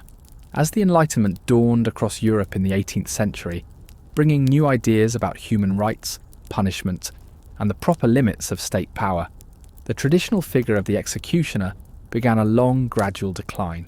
This transformation wasn't simply the replacement of one execution method with another, but a fundamental shift in how society conceived of punishment and those who administered it. The philosophical groundwork for this change came from Enlightenment thinkers who questioned the efficacy and morality of public executions. Cesare Beccaria's influential treatise On Crimes and Punishments, 1764, argued that the spectacle of execution brutalised the public rather than deterring crime. He wrote, "The death of a criminal is a terrible but momentary spectacle, and therefore a less efficacious method of deterring others than the continued example of a man deprived of his liberty. These ideas gradually influenced legal reforms across Europe. The number of capital crimes was reduced, with many offences previously punishable, by death now receiving imprisonment instead. In England, where over 200 crimes had carried the death penalty in 1800, reforms had reduced this number to just 4 by 1861. This dramatic reduction in executions naturally diminished the executioner's role and status. Simultaneously, a movement grew to remove executions from public view. Reformers argued that public executions had become counterproductive carnivals that attracted the worst elements of society and created disorder rather than reinforcing respect for the law. France ended public executions in 1939, England in 1868, and other European nations at various points between these dates. This transition from public spectacle to private procedure fundamentally altered the executioner's role. No longer a performer before crowds of thousands, the executioner now worked in the enclosed space of the prison, witnessed by only a small group of officials and selected observers. The theatrical elements that had defined the profession for centuries, the dramatic gestures, the interaction with the crowd, the public display of skill, became irrelevant in this new context. Charles-Henri Sanson, who had executed Louis XVI before a massive crowd in the Place de la Révolution, lived to see the beginning of this shift. In his memoirs, he reflected on the changing nature of his profession. The executioner once stood before all of Paris as the visible hand of justice. Now he works in the shadows, hidden from view, as if the state is ashamed of its own necessary function. The mechanisation of execution further diminished the executioner's traditional role. The guillotine, introduced during the French Revolution as a more humane alternative to manual beheading, reduced the executioner from skilled craftsman to machine operator. Where success had once depended on physical strength, precise judgment, and years of practice, it now required merely the ability to release a mechanism at the appropriate moment. Dr. Joseph Ignace Guillotin, who advocated for the device though he did not invent it, explicitly intended this democratization of execution. "The mechanism falls like thunder," he declared to the National Assembly. "The head flies, blood spurts, the man is no more." This clinical efficiency deliberately removed the human element, the executioner's skill or lack thereof, from the equation. Similar mechanisation occurred with hanging, as the long drop method replaced the traditional short drop approach. Developed in the 19th century and refined by executioners like William Marwood and James Berry, the long drop used careful calculations based on the condemned's weight and physique to determine the optimal rope length for breaking the neck instantly. This transformed hanging from an art requiring judgment and experience into a mathematical procedure that could be taught through formulas and tables. The executioner's traditional anonymity, once maintained through hoods and masks, evolved into institutional secrecy. As executions moved behind prison walls, the identities of those who performed them became classified information, protected by law and custom. This anonymity served both to protect executioners from public hostility and to separate the individual from the function, emphasising that the executioner acted not as a person, but as an extension of the state. Albert Pierrepoint, Britain's most prolific 20th century hangman, who performed approximately 435 executions between 1932 and 1956, described this new anonymity. "When I was a boy, my father's profession was a whispered secret in our family. As a man, my own role was known only to a handful of officials. I would travel to prisons in ordinary clothes, carrying my equipment in a nondescript bag. To the world, I was simply a publican, tavern keeper. The executioner as a public figure had ceased to exist. This institutional anonymity extended beyond hiding individual identities to obscuring the very fact of execution itself. Public announcements became minimal, often limited to small notices in newspapers after the fact. The detailed accounts and broadsheets that had once described executions in lurid detail gave way to terse official statements confirming that a sentence had been carried out without incident. The executioner's social status underwent a parallel transformation. Where medieval executioners had lived as marked outcasts, their modern counterparts often maintained ordinary public identities, their official role known only to a few. Many held respectable day jobs.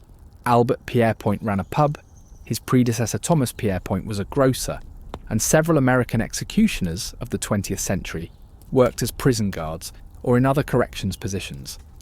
This normalisation of the executioner's social status reflected broader changes in how society conceptualised punishment.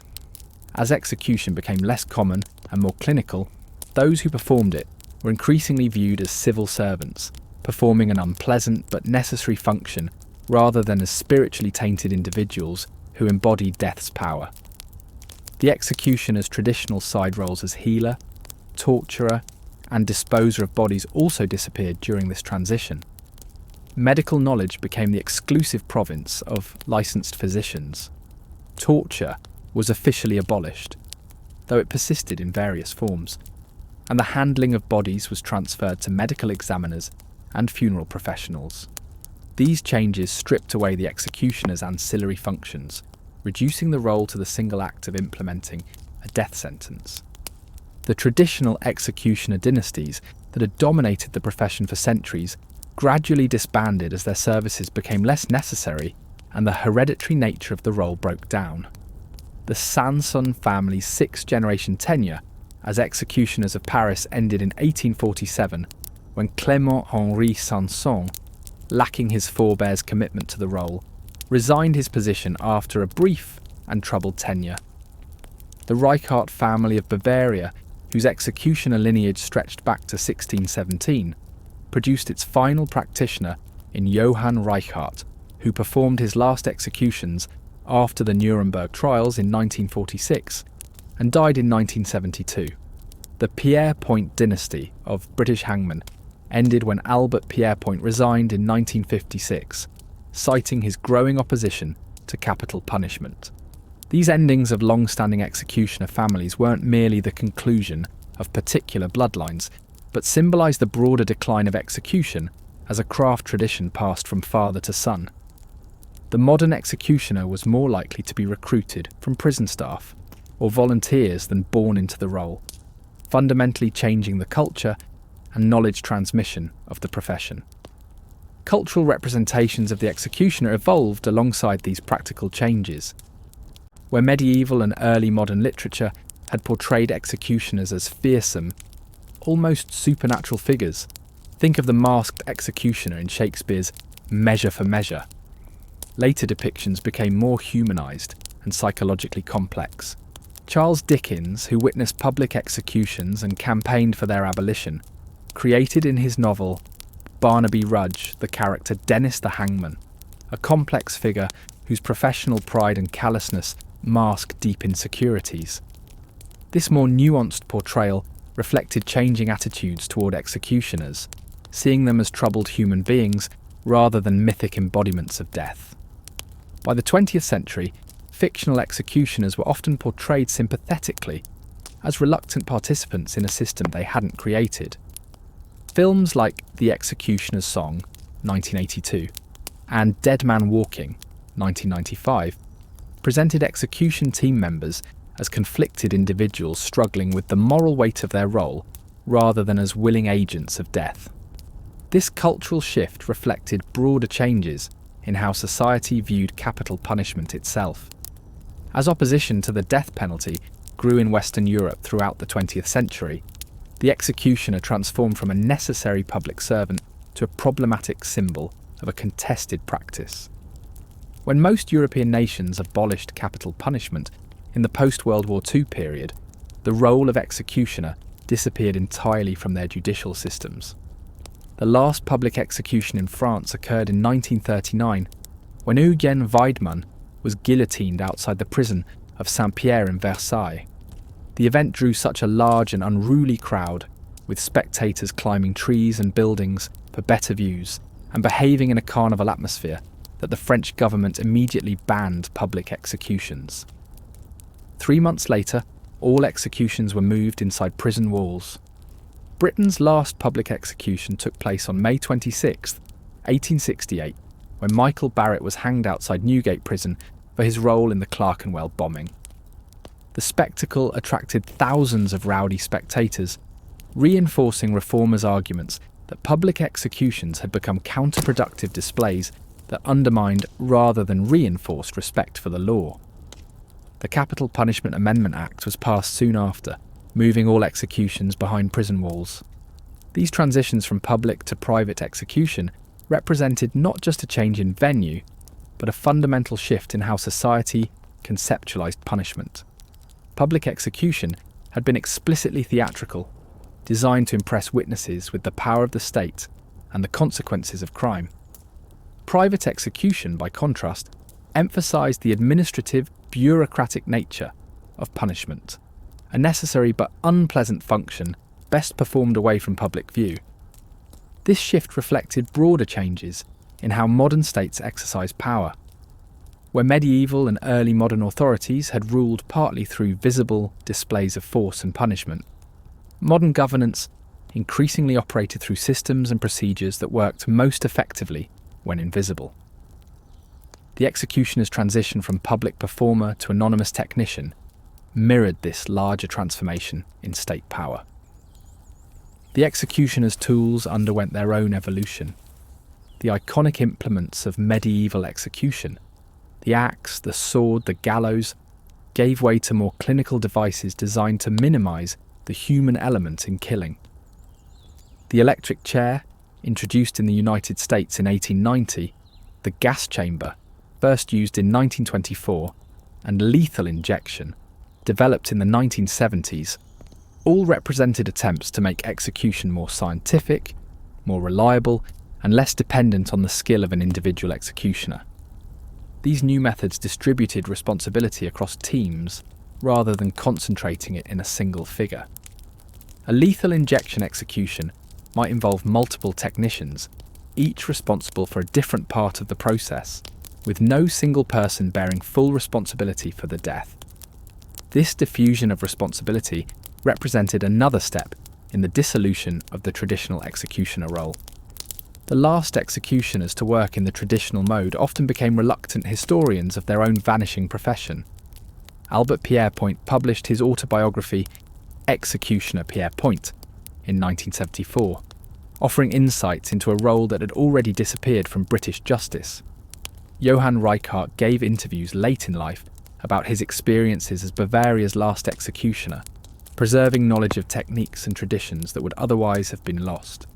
These accounts reveal men who often developed profound ambivalence about their former profession. Pierrepoint, who had once taken pride in his technical skill and efficiency, became an outspoken opponent of capital punishment, writing, "I have come to the conclusion that executions solve nothing and are only an antiquated relic of a primitive desire for revenge." Reichardt expressed similar doubts, particularly after being required to execute resistance members under the Nazi regime. In a 1969 interview, he stated, "I believed I served justice, but came to realise I had often served merely power. This is the executioner's tragedy, to discover too late the difference between the two." These reflections from the last traditional executioners highlight the moral complexity of a role that placed individuals at the intersection of law, violence, and state power. As the traditional executioner disappeared from Western justice systems, these moral questions didn't vanish, but were redistributed across the more diffuse execution procedures that replaced the lone figure with axe or noose. Today, in those nations that retain capital punishment, the medieval executioner's descendants are the technicians, medical professionals, and corrections officers who participate in modern execution protocols.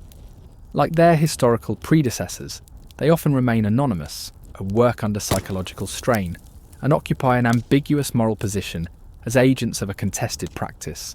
The decline of the traditional executioner represents more than just a change in how death sentences are implemented. It marks a fundamental shift in how society conceptualizes justice, punishment, and the relationship between the individual and state power.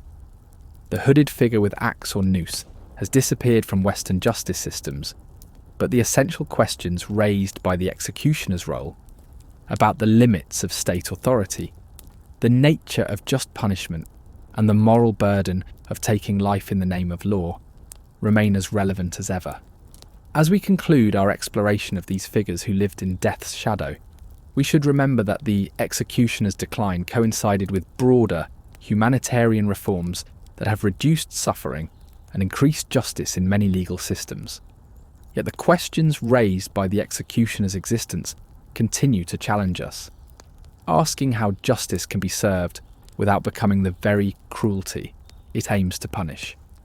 As we reach the end of our journey through the dark world of medieval executioners, it's worth pausing to consider what these figures, these men and occasionally women who were killed by command, reveal about human society, justice, and our complex relationship with power and mortality.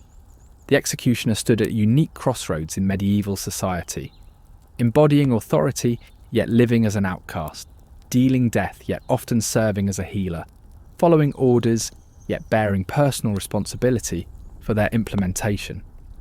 This paradoxical position makes the executioner a powerful lens through which to examine not just medieval attitudes, but our own continuing struggles with questions of justice, punishment, and state power.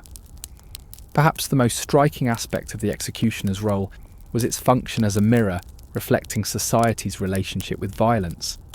Medieval communities that officially condemned killing as a sin simultaneously created systems that required ritual killing as punishment. Rather than resolving this contradiction, they embodied it in the figure of the executioner, a person who absorbed the moral burden of necessary violence so that others could maintain their distance from it. This pattern of displacement continues in modern justice systems. Though the hooded figure with axe or noose has disappeared from Western societies, we still designate certain individuals to implement our collective decisions about punishment. Prison guards, parole officers, and in some places execution technicians perform functions that society deems necessary but prefers not to examine too closely. Like the medieval executioner, these modern counterparts often bear psychological burdens that remain largely unacknowledged. The executioner also reveals how societies throughout history have attempted to transform violence into justice through ritual and procedure. The elaborate ceremonies surrounding medieval executions, the formal reading of charges, the religious elements, the prescribed roles for all participants, weren't merely theatrical flourishes, but essential components in distinguishing judicial punishment from simple killing. These rituals created a framework that allowed communities to understand execution not as murder, but as the necessary conclusion of a legal process. Modern justice systems maintain similar distinctions, though with different rituals. Court procedures, formal sentencing, appeals processes, and standardized implementation all serve to transform what would otherwise be acts of violence into expressions of collective judgment. The psychological distance these procedures create allows societies to implement punishments that many individuals would find difficult to impose directly. This distancing reflects a fundamental ambivalence about punishment that transcends historical periods. Medieval communities simultaneously demanded the execution of criminals and shunned the executioners who performed this function. They wanted justice, but preferred not to confront its physical implementation. This same ambivalence appears in contemporary attitudes toward prisons and punishment. Institutions we deem necessary, but prefer not to examine too closely, staffed by individuals whose work we consider essential, but socially stigmatized. The executioner's unique position outside normal social categories also highlights how societies create designated others to perform functions deemed necessary but morally problematic. By marking executioners as different through distinctive clothing, separate living quarters, social restrictions, medieval communities could maintain the fiction that the violence of execution existed outside the bounds of normal social relations rather than being an integral part of the social order. Similar patterns of othering continue in modern contexts. Those who work in slaughterhouses, perform difficult medical procedures, or staff detention facilities often experience forms of social isolation that echo the executioner's position, essential to the functioning of society, yet kept at a psychological and sometimes physical distance from it. The psychological burden carried by executioners reminds us of the hidden costs of justice systems that require some individuals to perform actions that would be considered immoral in other contexts. The alcoholism, mental distress, and spiritual anxiety documented among historical executioners weren't merely personal weaknesses, but predictable consequences of their impossible position. Required to kill regularly while living in communities that considered killing a grave sin. Modern research on corrections officers, military personnel, and others who implement state-sanctioned force reveals similar patterns of psychological strain, suggesting that the burden of implementing collective violence continues to fall heavily on those designated to carry it out. The executioner's historical struggles with conscience and identity have modern parallels that remain inadequately addressed in many justice systems.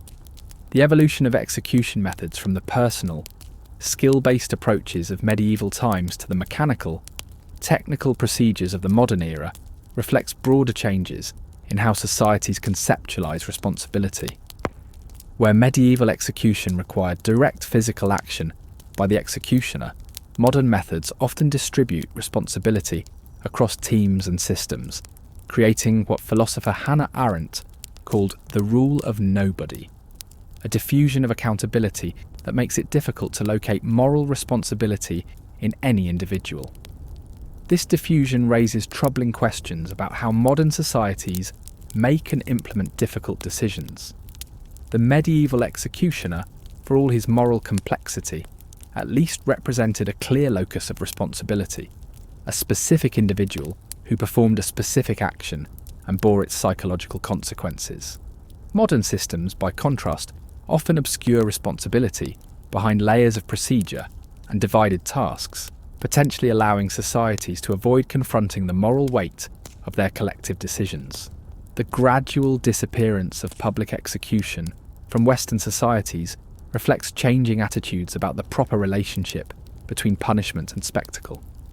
Where medieval authorities saw public execution as essential to deterrence and the demonstration of power, modern sensibilities consider public punishment barbaric and counterproductive. This shift represents a significant evolution in how societies understand the purpose of punishment, from public demonstration to private correction. Yet this privacy brings its own problems.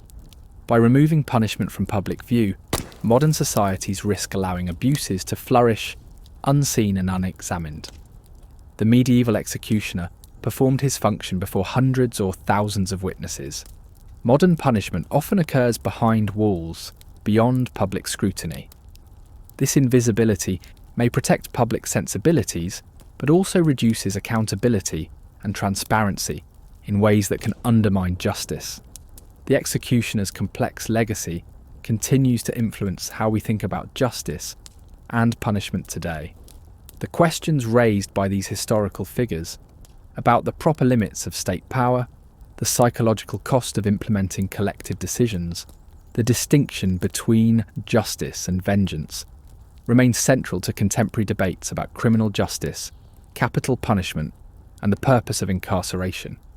As we consider these questions, we might remember that the executioner was not merely a dealer of death, but a mirror, reflecting society's own contradictions, its simultaneous embrace of and discomfort with authorized violence, its desire for justice alongside its aversion to confronting justice's physical implementation, its need for designated individuals to perform necessary but troubling functions. In this reflection, we find perhaps the most valuable lesson the executioner offers modern audiences: the importance of acknowledging the full moral complexity of our justice systems, rather than displacing responsibility onto designated others. Medieval societies created the executioner partly to maintain distance between themselves and the violence they deemed necessary. Modern societies create similar distance through bureaucracy, technology, and institutional structures. True justice may require us to close this distance, to acknowledge our collective responsibility for the punishments carried out in our name, rather than projecting that responsibility onto modern equivalents of the executioner. By studying these historical figures who lived in death's shadow, we gain insight not just into medieval justice, but into our own continuing struggles to reconcile our desire for justice with our aversion to its implementation. The hooded figure with axe or noose has disappeared from Western justice systems, but the essential questions raised by the executioner's existence remain. How do we punish without becoming what we punish? How do we balance justice with mercy? How do we distribute the moral burden of collective decisions? These questions have no simple answers, but by confronting them directly, rather than displacing them onto designated others, we move closer to justice systems that reflect our highest values rather than our darkest impulses. As we conclude this exploration of history's most terrifying executioners, I invite you to continue this journey into the darker corners of human history with us at Viking Times. Our channel delves into the complex, often troubling aspects of the past that continue to resonate today, not merely to shock or entertain, but to understand the full spectrum of human experience and extract valuable insights for our present moment. If you found this examination of medieval executioners illuminating, please consider subscribing to Viking Times for more deep dives into history's shadows. In upcoming episodes, we'll explore the secret history of medieval torture chambers, the psychological warfare tactics of Viking raiders, the forgotten plague doctors who faced death daily, and many other figures who lived at the edges of historical experience. By subscribing, you'll join a community of history enthusiasts committed to understanding the past in all its complexity. Not just the glorious achievements and noble ideals, but the darker impulses and moral contradictions that have shaped human societies throughout time. This complete picture, embracing both light and shadow, offers the most valuable historical insights for navigating our own complex world.